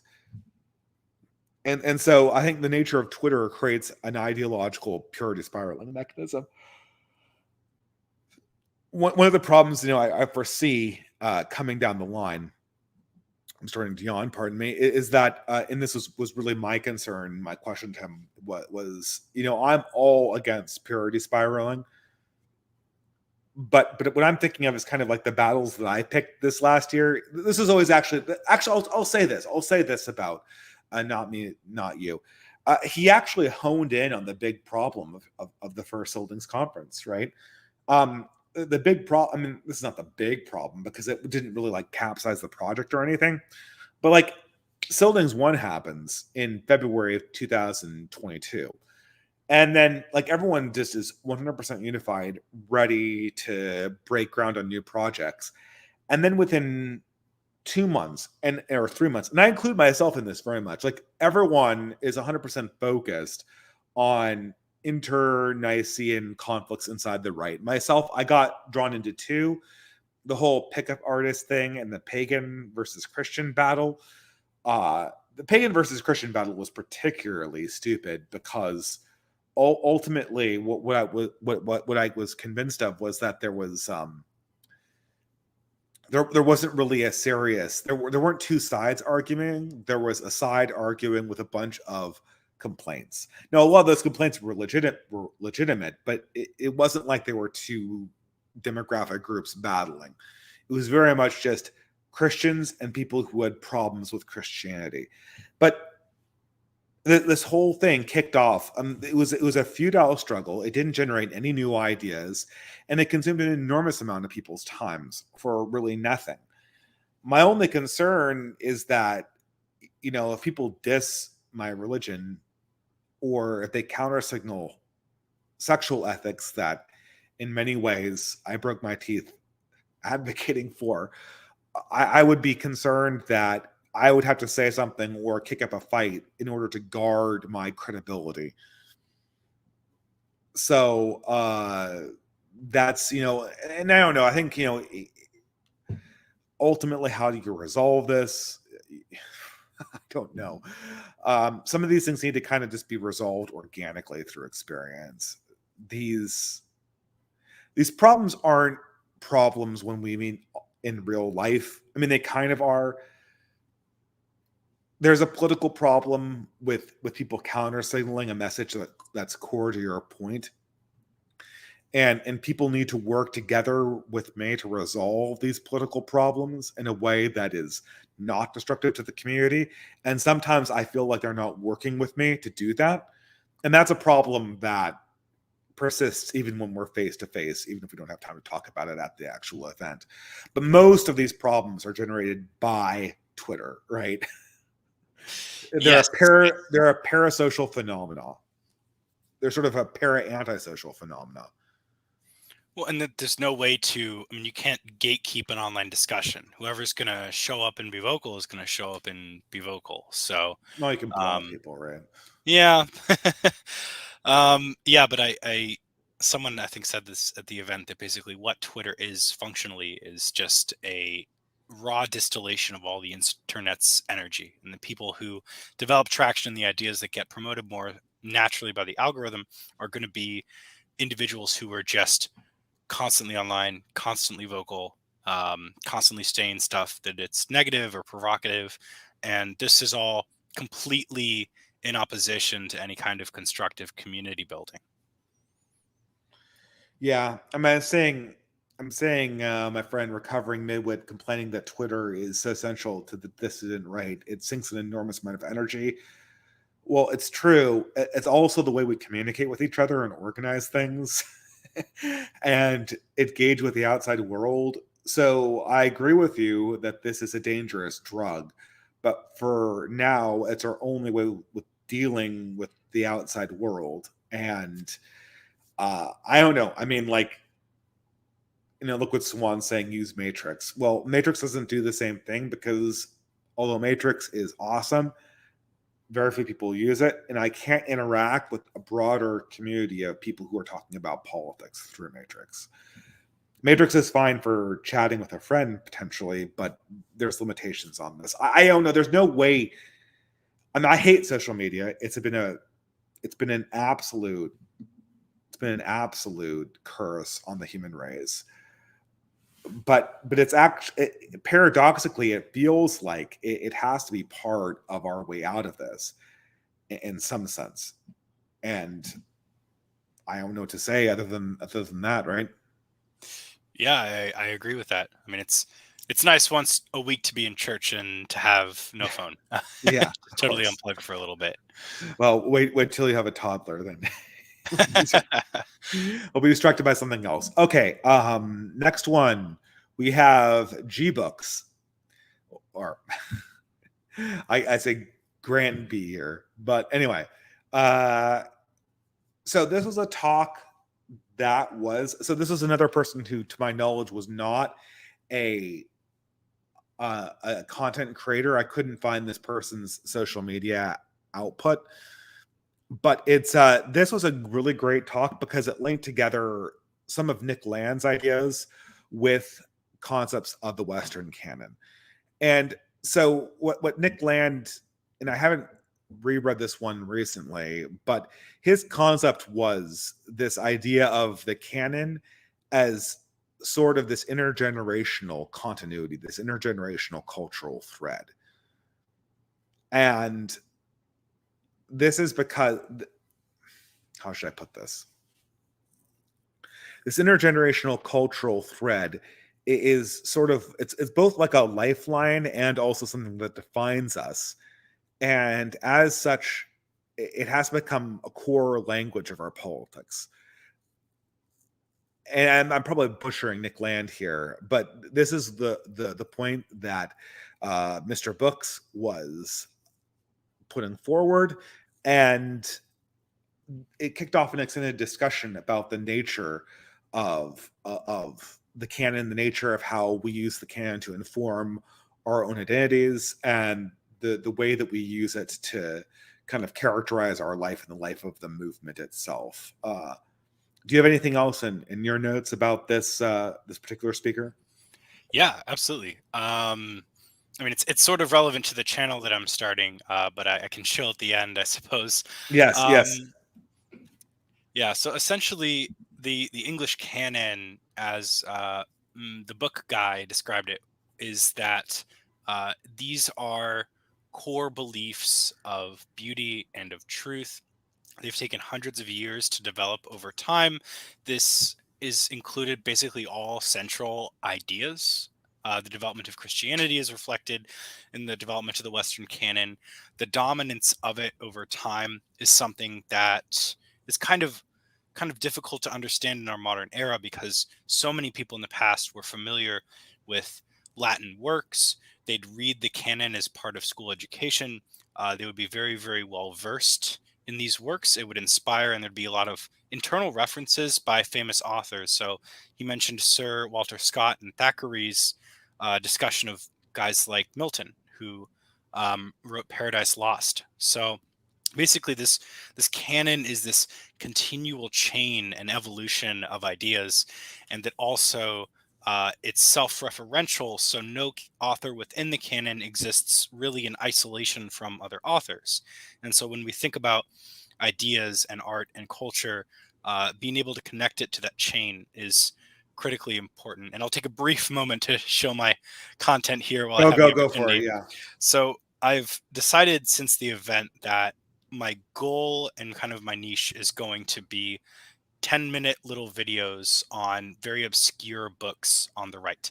So everyone knows kind of these big names like Carlyle and de Maistre, at least on our side of the equation. And these are great ideas and thinkers. They should obviously be promoted. There's wonderful content and podcasts and live streams out there. But in addition to these books, there are hundreds of other books out there that have critical ideas for the right. I'm going to be doing a series. I've put out the first video on a book called Black Magic by Kenneth Roberts. And I've also put out a video on just why you should read obscure books in general. Kind of the thesis overall is that modern publishing is very much of its time. It has subjective biases. It has a lot of ego. You're looking at translator prefaces that are 100 pages or more, written by some liberal arts professor. Whereas if you look at an older book, it's 2 pages of introduction. The translator will let the author speak for themselves, and that the older books generally tend to be more systematized. And then also looking at books that are kind of really out of favor on the right wing. So Black Magic by Kenneth Roberts was the first reference to the historical events in Bavaria in the 1920s with the beer hall putsch, and also the first literary reference of Italian fascism and Mussolini making the trains run on time. That's the origin of this famous quote. So all these kind of books form this totally obscure and unknown network. And I've taken a lot of time over the last 5 years to acquire about 300 different right-wing books from all over the Wow. country. Yeah. So I have everything from Rare Burnhams to John Birch Society to De Maistre to just any area of nonfiction that you can conceive of. And so my goal is to just put out little 10-minute videos on a book roughly each week if I can swing it, and to just kind of expose people more to these obscure ideas, because I've realized that this cultural legacy will not survive into the future without effort and understanding and appreciation of what it is. So if you enjoy my appearance on Distributist's live stream here, please like, share, and subscribe my videos. You know, you can Insofar as I never recommend videos that I haven't watched yet, I will recommend your channel, Philos, because you've been an excellent contributor generally to my live streams and the 2 times you've been on. So I'll definitely tweet it out. We'll use the tools of the devil. Absolutely. You know, it's interesting because you know, one of the highlights for me was George Bagby brought his book. He brought a subset of his book collection that he was trying to liquidate, and one of the highlights was just seeing all of these wonderful used books being sold. And my father, in his retirement, ran a used bookshop, and so I'm very sensitive to the kind of schlock you pick up on your ordinary, you know, dollar used bookstore you have in most towns, and the kind of quality used books that you can only find in somebody's bookstore when they're really curating their collection. And you know, Mr. Bagby had a lot of gems there, so that was you know, that was excellent. I mean, not to give this person you know, Mr. Book shift, I will also say, someone said this in my comment section, that guy was like a golden giant. Like, he was a golden titan. I felt I felt dwarfed by being in his presence. A very you know, a very vital looking young man. It reminds me of all my Central European ancestors were very stumpy and not nearly as Nordic looking. The physical manifestation of Beowulf, I guess. Yeah, physical manifestation. Well, am I the physical manifest of Albrecht or whatever? Yeah, I know. No, I mean, or gnomes or whatever. I'm not that short. I'm like 6 foot, but it's funny. You walk along some people and you're just you get towered over sometimes. But I know it was a really great conversation, because at that point in the conversation, people just wanted to take these ideas and run with them. And so Mr. Books's presentation really was very generative in that way. And someone tells me he has a Substack, and I'll definitely subscribe to that when I get the chance to, although I'll have to figure out what its name is. Yeah, I'm avoiding using his listed name because I don't know if it's his real name or not, but some people are mentioning it in the chat, so it's probably not a dox. So anyway, I think I'll go on to the next one, if that's all right with you, Philos. Yeah, for sure. Just read the English canon, and also the Imperium Press edition of English Verse is out there if you're looking for kind of a good primer to support publishers in our sphere. So that's all I have to say. Yeah, that's the Imperium Press. Yeah, I need to pick up some of their books recently. I need more time to read generally, but yeah, it's a good one. It's a good one. Absolutely. There's so many good. That's another thing that exploded this year was just alternative publishers as being as being something that's now become, and there are a few people who went out of business and that stopped doing it, but for every two that have fallen, two more have sprung up in their place. And this just shows you that there's a hunger for ideas circles that are talking about things that are circulating ideas that you can't find in most major bookstores.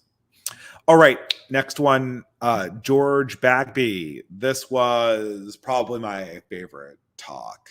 And every talk was really, really good. But this one, and what was so funny is that to make my flight, we had to leave early. And so I had like half a foot out the door. And we just did not want to leave because this was such a moving speech. It began with sort of a rehash of his cancellation at the hands of a school he worked for who was ostensibly conservative. And just sort of the weird internalized nonsense doublethink that proceeded out of this interaction that was really just harrowing to hear about. And then it segued almost seamlessly into this meditation more broadly on heritage and our connection to it. And there are just a few things he said.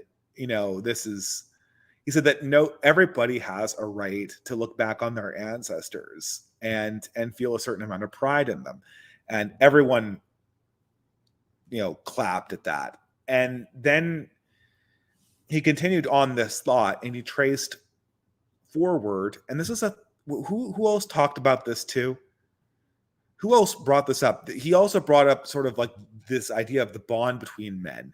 And was it not me, not you, who was the person who was talking about, or was it Mr. Books? I forget, who's talking about how all modern relationships between two men are perceived as homosexual. Yeah, I thought that was Mr. Books because he was talking about Jonathan and the figures in the Bible, and then also the figures in the Iliad, I think, too. Okay, yeah. Well, but this is why it's so amazing that everyone writes their speeches separately, but they put together like puzzle pieces. Whereas this, he segues this into sort of this understanding of bonds between men as they've existed, and the bonds in between. And this is, I can't even really distinguish because I think they both quoted from the Iliad. I think both Mr. Books and Mr. Bagby quoted from the Iliad extensively, and also the Odyssey. Which is if it's not the first book in the Western canon, it must be the second.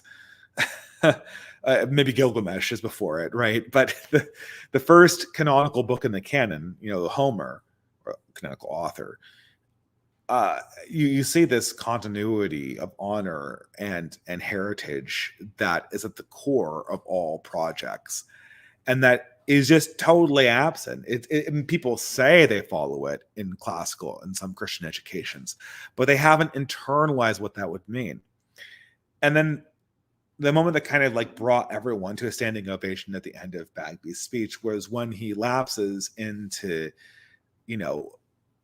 what we're doing. He does what I always say, like the purpose of a conference talk is to explain to everyone why they're in this room together. And Bagby brings it around and explains that we're here to create, to revitalize, to restore this brotherhood with each other and this brotherhood with the men who have lived in our past. And to this goal, he quotes the Constitution, we pledge, our faith and our sacred honor. And that just hit me in the guts right there. At that point, I had to leave the conference to go wait in the airport for 24 hours. But anyway, thoughts on Mr. Bagby's talk? Yeah, I mean, I loved your talk, Dave, but Mr. Bagby's talk was by far and away my favorite. Yeah, I think he totally beat me on this one. It was an amazing talk. It was so personal, and it was so to the heart of everything that we were doing in that moment. Yeah, I think there's three things that stood out to me. The first was when he started off his speech, he detailed his own cancellation. I won't say any details of it, but essentially, when he was in the process of being canceled, it was a long period of time. And he went and looked the people in the eye that were doing this to him. And he said, where will this lead? Where will this go? What does it mean for your own values? What will you stand for if not this? And he details kind of, there's different types of political people that can be involved in a cancellation. There's, Mhm. the rabid progressives that are just going to go after you no matter what. But there's also, I think, more insidiously, an element of neoconservatives who say, will profess right wing values, but then when the rubber meets the road, they just want to have a tendency to appease the left. And so they'll just kind of go mute when the time for a stand and values matter. He is, obviously very professional of a speaker. He went on for I think an hour and a half, but which was far and away the longest speech, but also definitely the most engaging. uh, Detailing also, in addition to this, the importance of why classical education generally has to be preserved and the value therein. It was very poetic. There were lots of references to classical literature, lots of references to the brotherhood of men, and the ties between men, and kind of framing that against the more leftist insinuations of other stuff. And I think what's important to note is that he showed up to the event with 100 books, and I guess not to say that it was like a sales convention or anything. The first year you had the Imperium Press books, and that was it. Second year, Imperium Press books, and then you also had basically this little right wing bookstore with hundreds of different volumes, and people were overwhelmingly eager to purchase. I mean, very niche, obscure areas of Southern history, of classical thought, of critical theory, of Ignatius Press books. So there was this massive range of different topics and areas of interest, and really just it's the values of, this is what I'm going to say in my speech, and then here is basically a full library available for purchase. I know many people that went back with their suitcases just absolutely stuffed full of books, and Yeah. they were at a very reasonable price. I And mean, he was selling them at pre-COVID prices. I yeah, mean, exactly. So to be able, I hope I didn't take too much of his library because no, I mean, it would have been a shame for him to have to bring back just box after box of books. But I think he, being able to also just directly financially support him, pay over some cash, get a book. I'm reading a wonderful book called Architects of the Culture of Death, which is a Catholic book from Ignatius Press that I got there. Other very obscure works as well. And so just really building and bringing out those ideas, because we are the perfect audience for them. And so I thought it's always wonderful to see an alignment between what a speaker will say and what they will do actively to promote it. And yeah, I found his story, his personal story, incredibly inspiring as an example of private resilience. well, it's funny because I think the story was really told by his demeanor more than it was by his words. Because with Bagby, you got the sense that you were in the presence of a very old soul and inheritor of a very old tradition, and that demeanor told you exactly what was and was not accepted in the modern world. And in a world where that person is not there to form the minds of a new generation of thinkers and poets, is a more impoverished world. It feels unjust, and I wish I knew more people like George Bagby. And that's the emotion that I wanted to spend more time talking to him, and I got 2 hours to talk to him when he drove me over in the car, and it still wasn't enough. So Yeah, absolutely. I mean, just a wonderful. I mean, if my channel ever takes off, hoping that for that, I'd love to have him on. I'd love to talk with him about books. An incredibly smart and disciplined man, and you know, I just I wish him all the best, really, if he ever listens to this.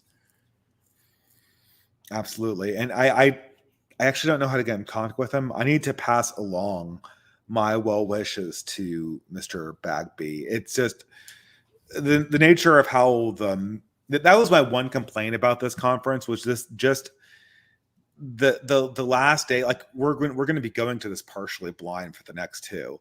Hmm. Uh and that's because the nature of the conference made that a lot of people, not just me, were trickling out on Sunday to try to catch flights that we're never going to take off the ground. Right. And it's tragic because that means that the last two speakers uh were just kind of, I don't know, I think they still had great audiences, I assume, but unfortunately I was not part of it. Okay, so the last two, we have Mike of Pole. So this is so Michael Pohl was kind enough to forward to me early this morning his talk in text form, and I skimmed it. And it's largely a talk on Baudrillard and this idea of distributed technology redesigning the power landscape, and how this distributed power arrangement is going to upend the political order of our time. That was my take from it. Yeah. I can kind of go into more Okay. detail about it. The first is, describing him as a speaker. I think he had a bow tie on, which is wonderful. I mean, always good to see more of those. Mr. Bagby was also selling bow ties. Very, very engaging, charismatic fellow.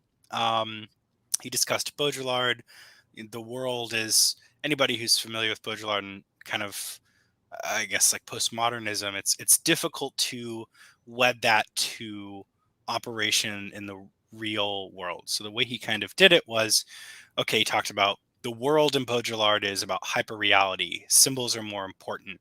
Uh, you have symbolic exchange and then the depth of the symbols as their exchange. So essentially, he picked a few different critical theorists and went into detail about them on basically twisting their ideas to from being kind of the more classic left-wing interpretation or Marxist interpretation of critical theory and going into what the right can learn from this. So the Ah. example that he used was a 3D firearms printer named Cody Wilson. Uh, Basically single-handedly founded this industry and kind of focused on how miraculous of an event this was to occur. And in our modern political landscape, the idea of doing those kinds of activities, it's difficult to imagine how you can make it anti-fragile from the system. But he framed all of his viewpoints, all of his interviews with the general public, and he was also the victim of several lawsuits. He framed everything as projection through illusion. So he kind of framed himself as a free speech advocate, as an environmentalist, as supporting small businesses, really kind of taking ground on the left and being able to argue for what are essentially right wing practices within the left's framework. Basically, he also mentioned that politics now is the art of suppressing the political. And this is exactly what Cody Wilson does. He's doing a very political activity. He obviously is very self aware of the political nature of his activities, yet, in all of his interviews and operations, he's not coming across as a politically minded person. He's just coming across as kind of a weirdo, kind of a libertarian type. Um, and the final area that Michael Paul covered was, how can you secure yourself in this arena? Well, there's obviously the legal status and protections. There's being able to operate in an intelligent way in the world of political economy. And then it also just comes down to hard practical work. So he cited the example of a couple individuals in a shed just building a small business or getting localized or being a soap maker. These are all areas in which you can just have a local cottage business. And I know several people who do this in the weave without specifics. This is a great way to have a side business or to advance your political or agenda and to meet people who want to support smaller niche cottage industries. And kind of as the general economy of instant supply and just-in-time delivery is sort of failing in various avenues. This kind of localism and being able to have this side project and to build these local networks, this is a great economic avenue that you can use to support yourself in this world. Yeah, so I think I can thread this needle. It goes from Baudelaire to the Matrix to we need guns, lots of guns. So there you go. Yeah, I mean, I have a hard time speaking on this one, not having seen it and only having it for a day, and it's a very thick talk. You know, and so I immediately read this. I'm like, oh, whew, this is gonna be a hard thing to summarize in my mind just from reading it once. But I don't know if I'm supposed to summarize or push back on this, but really what comes to me is we're realizing more and more and more that politics is both the enemy of the right and the enemy of humanity.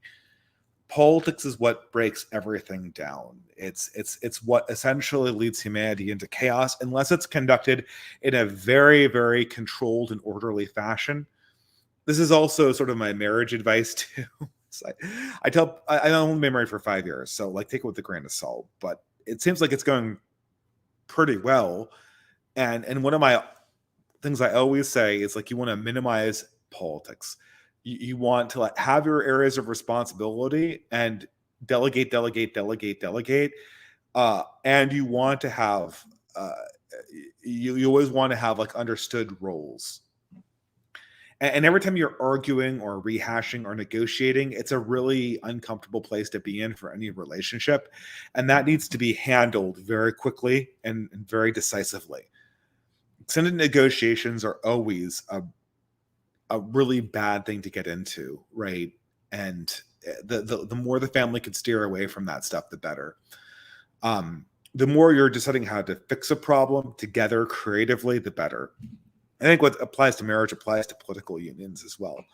The one thing I will say, though, is that I don't think we have yet seen this anti-political force manifest in the world greatly. If it's going to happen, it will have to start happening in the future. I mean, I guess you see it a little bit with the internet, but for the most part, the managerial revolution has been altogether centralizing. So, this is something that we'll have to. I think. I mean, in some ways, we're the cutting edge of it right now. The basket weaving and Scyldings and the Old Glory Club and Beowulf. These are the praxis of anti-centralization in the modern world. Yeah, absolutely. I mean, there's the perception at the event of being on the cusp of what the future will hold, that the left's ideas are very tired, that the right is developing its own voice and identity, and that these are all things that will develop over time. I don't really have much else to add on this point. Okay, well, in that case, I'll move forward. I don't want to short shrift Michael Pohl, but it was an excellent essay from what I read of it. But I'll have to say my extended reflection on it for when it's more internalized in my own mind. So this, I have a little bit of a disadvantage. The last speaker of the conference, my good online friend and my new real life friend, Charlemagne, who is a amazing writer, a writer that's written many things that I've been jealous of writing, and who is usually the summarizer of all of our Scyldings talks. He was last time, and his talk was if not my favorite, among my favorites last time. And I was very disappointed to have missed it this time. Luckily, he forwarded me his talk before, and I'd read it. So I wasn't that broken up that I would miss the ideas. His talk focused on revolutionary Spain and Franco and the need to put together a coalition and what it can and can't do. And in this, he comes to certain conclusions about, again, hitting on previous themes, right? This idea of a purely negative force against progressivism, and then not so much organizing. So, and I'm paraphrasing a lot here because not having seen the talk, I'm kind of left to guess how this was emphasized. He goes through a variety of figures that led to the eventual successful pushback that Franco had against the communists. And, obviously, so for instance, in Catholicism, there are a variety of thinkers that wanted to make it a Catholic movement, but the problem is that there was not enough strength to organize a purely Catholic theological movement. The important thing was to understand, the true stakes of the matter, the true enemies, and then to illustrate for each of the co-belligerents that there was a place for them in the coalition. So, as an example, the stakes of the Spanish War were, if the Bolsheviks win, if the anarchists win, they will destroy Spanish society, they will eliminate religion, they will butcher what remains of the kulaks, and they will actively turn the Iberian Peninsula into a war zone. And if you care about your family or any continuity you have with your ancestors or even your lives, you have to have a place in our coalition for sanity against the forces that are either Bolshevik or supported by the Bolsheviks. That was the framing of Franco's message, and he pulled out a chair for the Catholic Church. He didn't make it about them, but he's like, this is your place in the coalition. And that was enough for people. And the analogy goes to the modern era in the sense that Charlemagne believes that our task is similarly existential, but a good deal more removed in imminency. We can't see people. I mean, I guess in Paris you can see people murdering each other functionally in the name of some pseudo leftist ideology, or more or less just ethnic tension created by left-wing ideology. But similarly, we have to sort of characterize our enemy, and Charlemagne was very adamant that the enemy here was sort of the mainstream consensus of complacency, and that the real obstacle was the fact that the normicons and the boomers were lulled into a sense of security by, really the conditions of modernity, and weren't willing to actually take a position that would bring about radical change. And that the role of a right wing is to kind of, I don't know if I got getting the words right, what I would say would be telling people a story about how their lives would be better or more effective in a world where this change was affected, where stability and justice was restored rather than in absolute chaos. You could say that, and these aren't Charlemagne's words, but in something that was closer to the analogy he used, show people that they have a place in this movement, and show people that they have something to gain from joining in what will be a very, very scary and chaotic transition, although minimally, especially in our case, absolutely minimizing the amount of chaos and strife that are created by this transition. I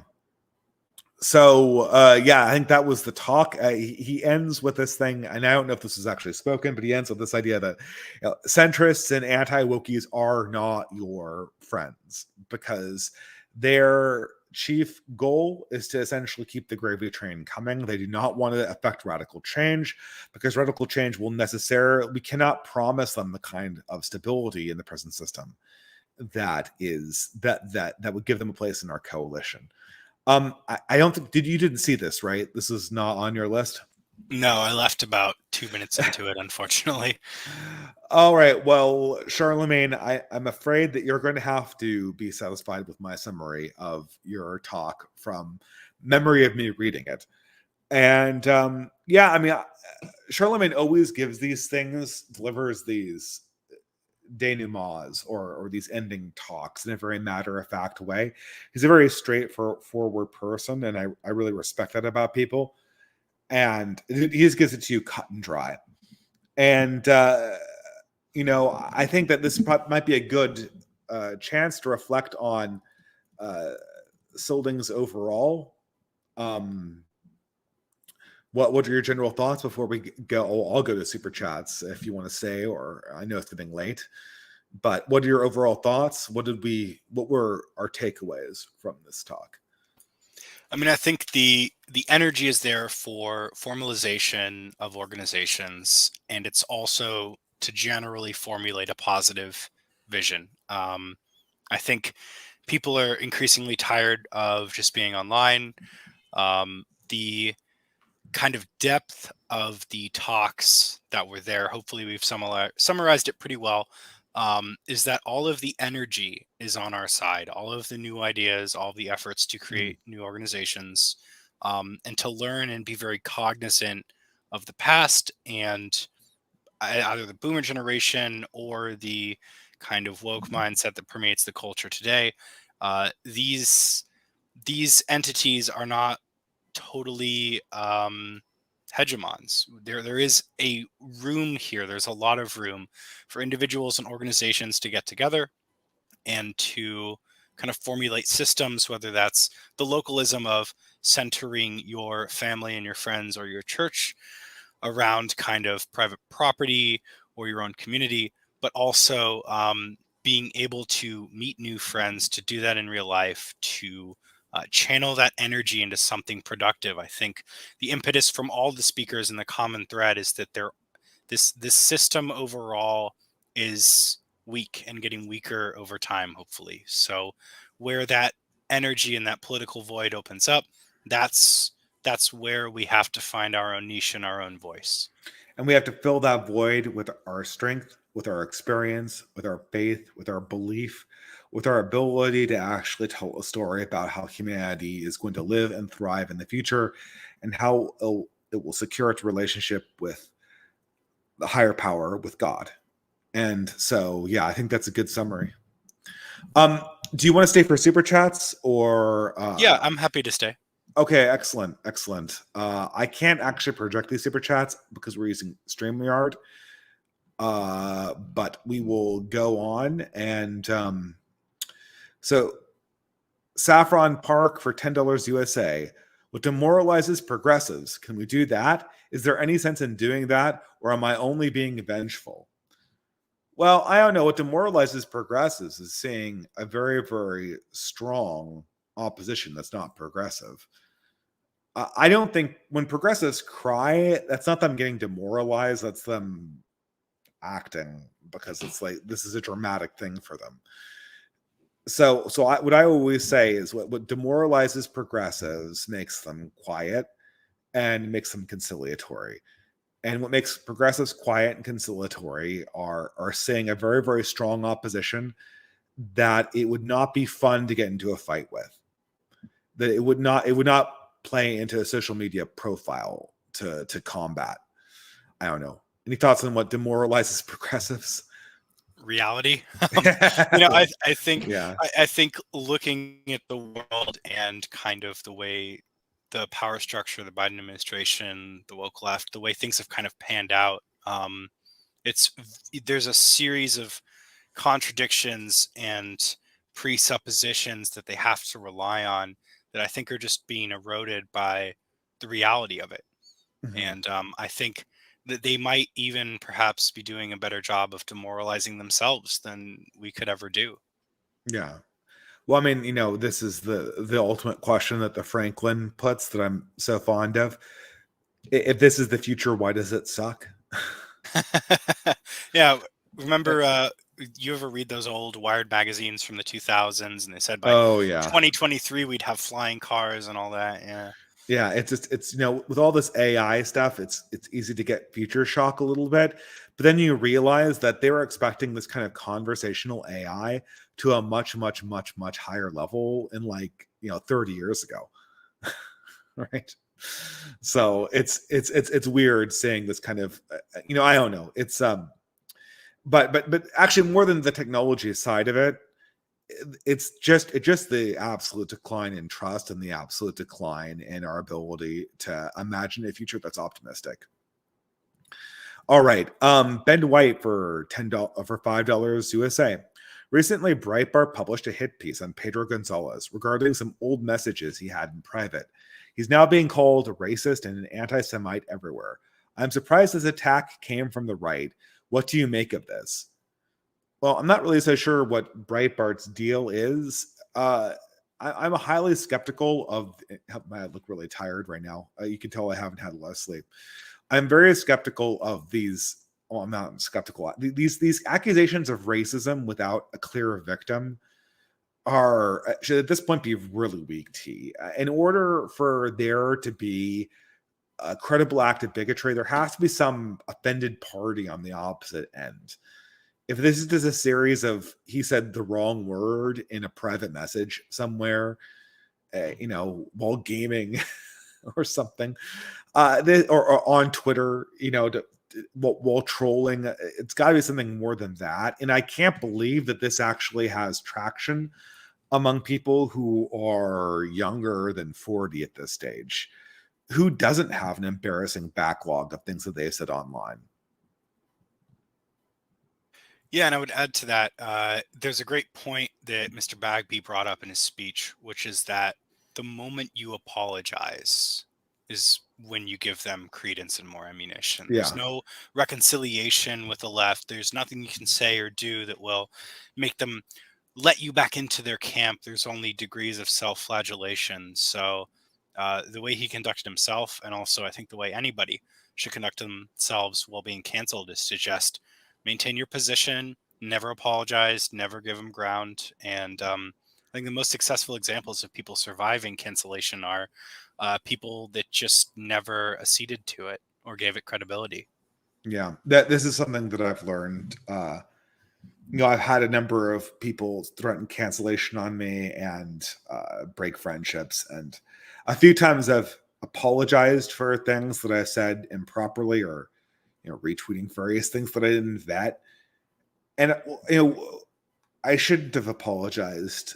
I shouldn't have apologized for any of those things. It was all just to sort of appease a sentiment, and there that you could never appease, because the sentiment wasn't actually a sentiment of offense. It was a sentiment of power and cruelty. All right. Ben White for another $5. He says there were a lot of W's from the Supreme Court this weekend. The one in particular that I'm happy about is the affirmative action one. I still think the universities will find a way around this. What do you think? Oh yeah, almost certainly, guys. I mean, I seen the future. I am from the future. The future is called California. You can go there. You can visit it. It's got Yosemite still. That's still a good thing in California. They are absolutely going to find a way around this. It's obvious. Uh, it's easy. They're just going to de-emphasize testing and grades and go for essays, and decide that essays that declare oneself to be a minority are that much more interesting than the ones about boring issues about, I don't know, saving the whales or something like that, right? I don't know. I'm not expecting affirmative action to really make an impact, although it might actually encourage them to double down on this stuff. I don't know. What are your thoughts on the recent Supreme Court decisions? Well, it follows a lot of older Supreme Court precedent. People that have studied the Supreme Court's operations through the 70s through the 90s saw that there was massive pushback from both liberal and conservative justices on affirmative action. I mean, basically, since it was founded, there's been a push to not have this be the avenue by which um, college applicants are judged. Mhm. And every effort and I mean, I think you can speak more specifically to the West Coast area and the big blue state there, that they'll find some other way to implement it. So if they want to push the policy, they will. However, I mean, I think any any victory in the Supreme Court is a good thing. Mhm. Obviously, it has the same on paper nominal power that the executive branch and Congress does. So, will Clarence Thomas live forever? Hopefully, but if you know if we have kind of there's another interesting decision where I think they couldn't compel a Christian website designer to Oh yeah, make yeah. a website, which follows kind of the cake baking in Colorado example, which the guy has now had 5 major federal court decisions on because they just keep going after him with these bespoke lawsuits. And I think, I mean, this is where that resiliency aspect comes into play. There might be temporary victories on our side, but Yeah, just keeping with it, I suppose. Yeah, I'm not holding my breath on this affirmative action thing. It's so easy to do an end run around this thing. Pertinent to this question, Ben White asks again. The one thing that I'm confused about is how some Asians came out against the ruling. How do you understand this? Do they value being part of the progressive coalition more than their own interests? Well, I mean, Benoit, I'll say this about like the Asian American community. First of all, I think people, drawing from sort of like 19th century stereotypes, they imagine that Asians are more collective than necessarily Europeans, when really this isn't the case at all. In many ways, a lot of Asians thinking is more individualistic, and certainly the Asians who come to America are oftentimes more individualistically thinking. And while you could argue that the existence of affirmative action hurts the Asian community generally, I think it obviously does. The value they have with being on the right side of history, with being on the winning side of the coalition, is so much more than what they would lose from being part of a community that loses. And that also, your question also presupposes this idea that affirmative action would actually go away with this ruling. Affirmative action is not going to go away with this ruling. They're going to find a different way of doing it. And in many ways, having this all go to just subjective decisions on essays is going to be it might actually hurt Asians even more. So I don't know. This idea that Asians are going to get pissed off because of affirmative action and join the right was always a pipe dream, largely because of the fact that it's so obvious where these communities live that the Democratic Party is the party that is in power. And the idea that minority communities are going to break rank with this power to pursue some kind of ideal that they never were really a part of creating, it seems to be kind of far-fetched, to be honest. I don't know. That's my take. Yeah, it also goes back to Oren's point that the left is a balance of different special interest groups within this broader coalition, and at various times, certain groups will be prioritized over others in kind of a power struggle. Yeah. Yes, Cringewalker for $5 USA says, John Michael Greer wrote some time ago that Nietzsche's death of God is more applicable to progressives when their God dies rather than Christians when their God was declared dead. Our God rises, their God ceases to be. They will go violently mad. Yeah, this is actually very, very accurate. So Nietzsche wrote about the people who worship the shadow of God, the shadow of the dead God.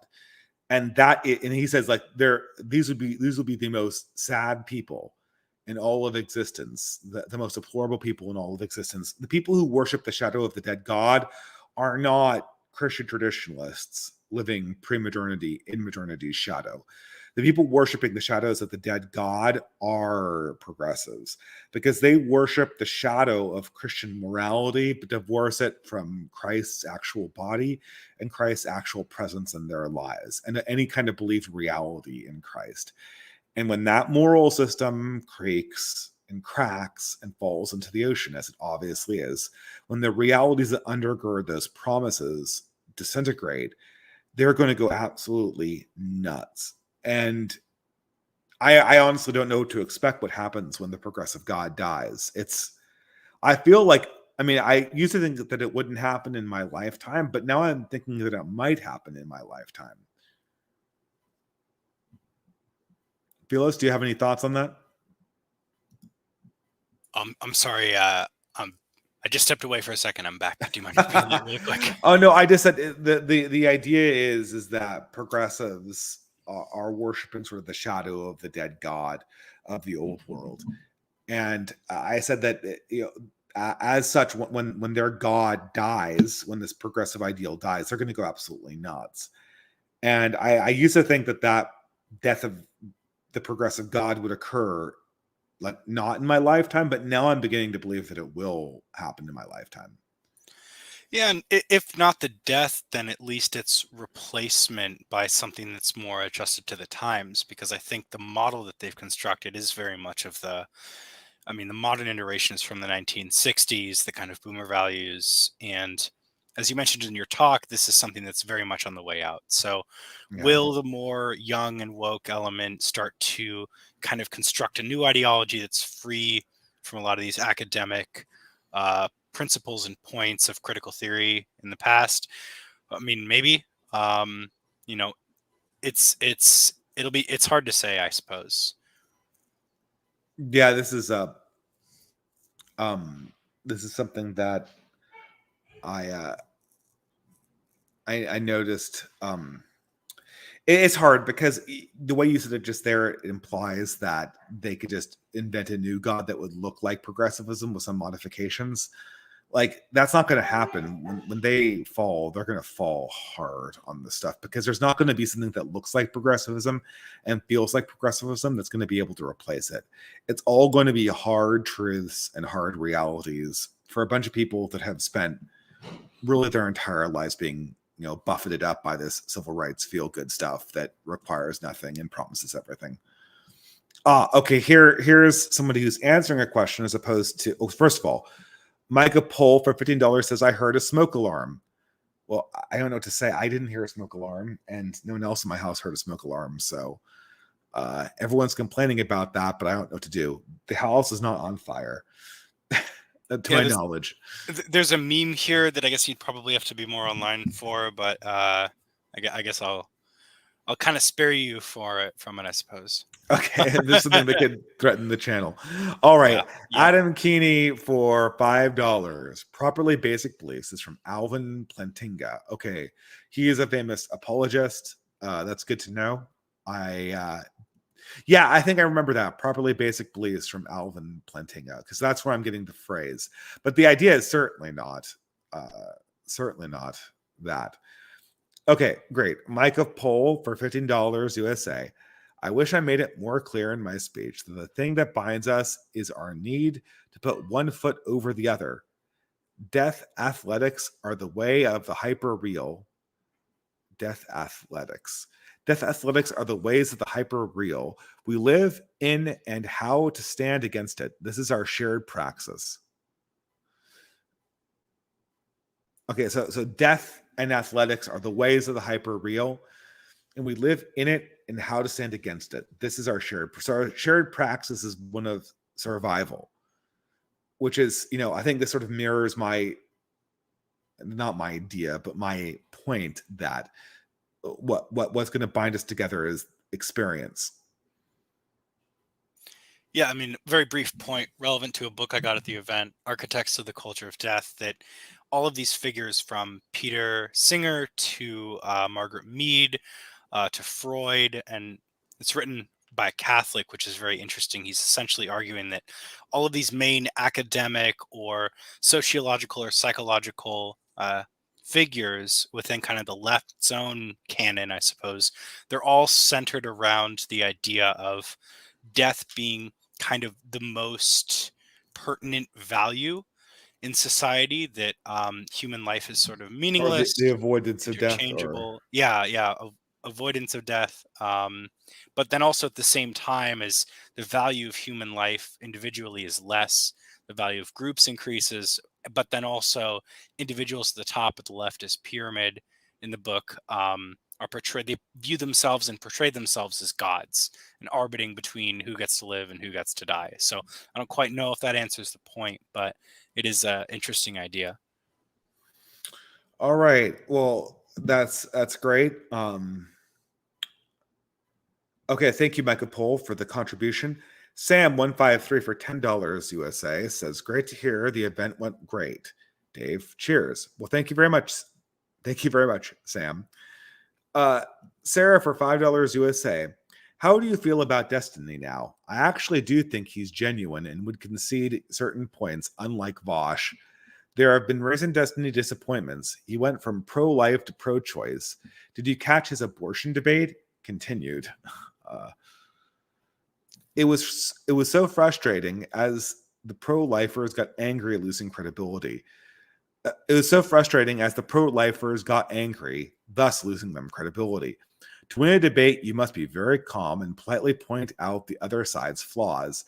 I think that's what you did so well in debating ContraPoints. I'm so frustrated with right-wingers sucking at debates. Abortion should have been easy. Yeah, this is the thing. I don't know. This is on one of those like thought, e-thought shows where Destiny debated abortion against these two women. I think one of them was, there's two like stalwart pro-life veterans that are both women, because that's how the pro-life movement typically works. And Destiny says something outrageous and testy, and they both kind of like flip out at the same time, and sort of like the "how dare you" mode. And you didn't even hear their answer. It's just that moment where they go, "How dare you?"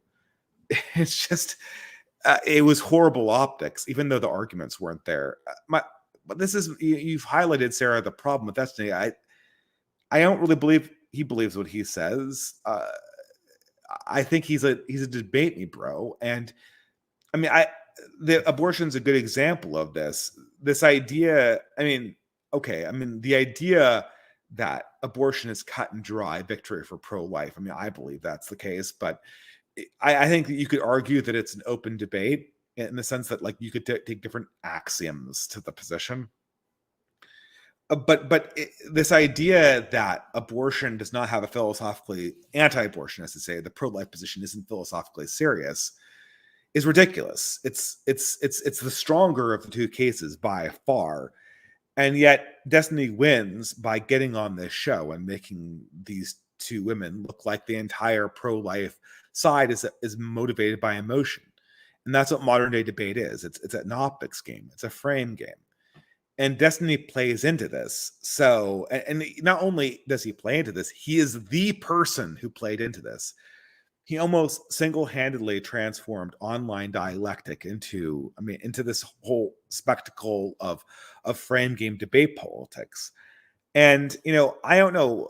I want to see Destiny do a redemption arc, but that's going to require some amount of introspection, and I've never seen that from him. All I've seen I've seen him debate leftists, but all that is, again, is just playing a really good frame game and catching them out on their own bullshit. It's not a deep introspection and reflection on the points of the matter. Any thoughts on Destiny, Philos? Yeah, I saw this debate. Unfortunately, it's interesting because my take on Destiny is that he can kind of chameleon himself for either his opponent or for his audience. So if he's debating a left winger, he'll frame himself as very right wing and reasonable. Vice versa, when he's debating pro-life individuals, he comes across as very leftist, and he is very astute at the frame game. And I think he can do it better in that he knows exactly how to kind of push the buttons of the opposing side. So he can say things that elicit an emotional reaction, and the moment that you get emotional in debate is when you lose, because it's all about portrayal and how you're represented. As far as the abortion debate is concerned, individuals in my own life have very much changed my opinion to become very pro-life, just as a matter of axiomatic decision. And I think that you'd think for all of the effort, and especially kind of the Supreme Court's overturning of Roe versus Wade, you'd think there'd become more of a consolidation in a professional mindset. Or maybe it's that specifically these individuals were chosen because they would come up as weak against Destiny. But Destiny strikes me as very disingenuous. Everything from his image with his hair is Yeah, kind of it's the blue designed to hair. it's designed The to blue elicit hair. this reaction of, if you're more conservative individual, you'll just be instantly put off by it. There's nobody he won't debate. There's no one he won't talk to. He's a master of it. Most of his channel is actually just gaming streams where he'll play video games and simultaneously debate people. And I think it just kind of strikes me, he's a very smart guy, but does he actually have any positions or moral axioms that he holds himself? I mean, who knows? I've never seen him. Yeah, I'd have to understand how his morals play into his own actions before I. And in the meantime, he created this whole debate me bro culture, and I really hate this. Obviously censorship killed the old YouTube, but the debate me bro stuff definitely put one of the nails in its coffin. So I don't know. I need to see a lot more from Destiny before I give him a redemption arc. Cringe Walker for $5. What are you hoping for next Tomsmas? I have no idea what that is. Do you know what Tomsmas is? I couldn't tell you. Okay, I'm sorry, Cringe Walker. I have no idea how to answer that question. Ben White for $3 USA. I recently got laid off from my job. It's jarring how much my self confidence went down as a man due to unemployment. I don't even want to talk to girls anymore, as she'll inevitably ask where I work. XD. Well, I mean, I kind of agree with you, Ben White. I mean, like, I've been in between jobs before, and you want to have the professional thing sorted out before you start pursuing women. I mean, obviously, keeping women in between, like if you're suffering from unemployment, is par for the course. And you need to develop confidence in something that you do outside of work. That has always helped me. Once you have something that you are really proud of that's not work related, that's an essential part of being a man, in my opinion.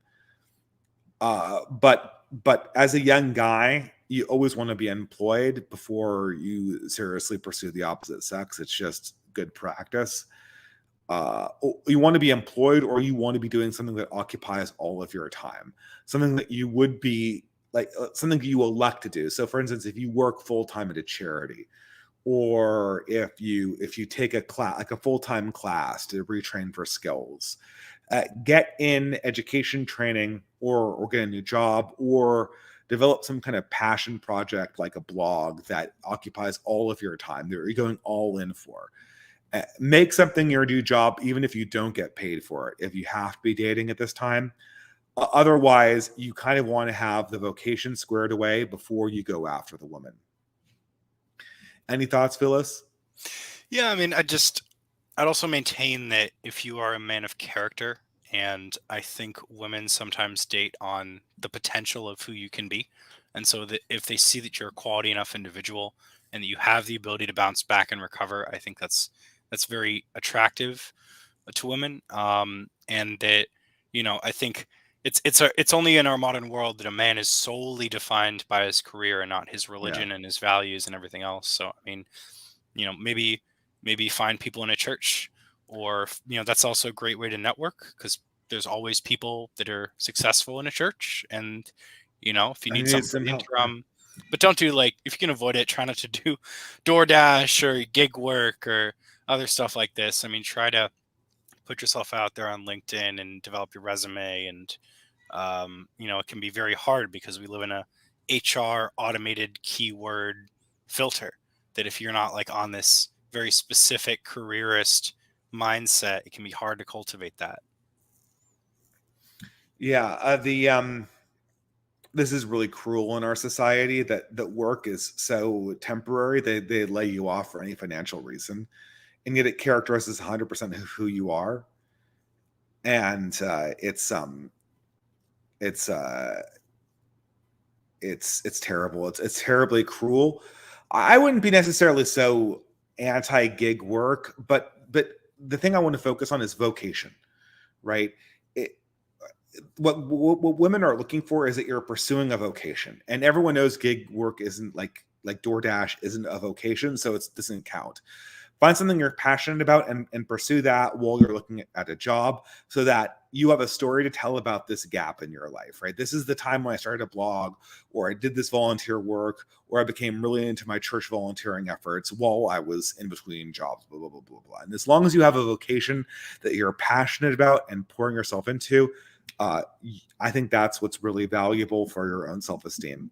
I'm not going to give professional advice about LinkedIn gaps in resume or whatever. That's someone else can give you that advice. Someone in the chat saying LP got schooled. LP, the I hypocrite, got schooled in a debate against an OnlyFans girl with braces the other day. Keck. This is exactly what I saw that debate actually, and I wanted to comment on it, but I was too busy. Well, I didn't see. I saw like 20 minutes of it, and I saw enough. And it's an idiotic debate. It's like LP has the right position and the facts on his side, and all this OnlyFans girl is doing is just kind of like, oh, really? Is that the case? I don't think that's really the case. Oh, come on, really? She just scoffs at everything he presents, and LP gets frustrated and invokes the technical terms of the debate, and ends up looking in frame kind of like he was losing. But that tells you nothing about the positions or the arguments or the data. All of that stuff was on LP's side, but he lost control of the frame just based on how he was holding himself and how she was holding herself. And you could tell that the girl in question, she was trained just to hold herself in an aloof way and scoff. And that's all she needed to do. And like that created the impression in people that she had owned him. And that's what I hate about this sort of post-Destiny debate me bro culture. It's 100% about the form and not at all about determining what actually is true or not. Or more importantly, how you actually form your life around certain critical questions or dialectics. All right, last super chat for the night, and then that's great because I'm really getting tired here. Jay Ford for $3 USA. Great seeing you both. Glad to see our guys got the huge W's. Oh, I'm sorry, did I miss one? I see Patrick Casey also said cheers in the super chat. Patrick Casey, a good friend of the channel, runs his own awesome interview show. It's called Restoring Order, I believe. They have a variety of there's so many great interview shows out there. There's Patrick Casey, there's Alex Kashuta, there's Jay Burden. Definitely worth checking out. Especially he hits a lot of the people who are more political and less cultural than the stuff people who I usually interview. And I got to meet him, a great guy at the event. And thanks so much for showing up in the chat, Patrick. I hope to see more of you. And then the final well wishes for Jay Ford. And thank you very much for that super chat as well. Philos, do you have any final thoughts before we end for the evening? No, just for people to stay optimistic. I mean, I think there's a lot of material here that, you know, if you can take away some stuff on either the speakers or on kind of their ideas. I think there's a lot of really good material here, and I think just kind of projecting it into the future, what will the third event look like? I think it is probably going to be something akin to kind of a recap of like, hey, here are all of our wins. Here's our organizational efforts. Here's how people have improved in their own lives. You know, the event has changed my life personally, just between the first and the second one. Yeah. So, I mean, I would just say, like, if you can afford to make it, and I know the ticket is steep, and I know the flights there are steep too, but what you gain from it, I think, has much more than a monetary value. And you know, I'll also show my channel at the very end. Yeah. I hope we maintain the dimension where there's an intellectual component as well as a planning and strategy component. And I know everyone wants to move forward and get to building, but without the intellectual component and the artistic and cultural component there, we would lose a lot of the spirit and the soul. So, you know, I agree. I want to keep on building, but we have to keep all dimensions of our competencies intact because we're really the only people who are asking and answering interesting questions about the culture and about human organization these days. And we have to maintain that.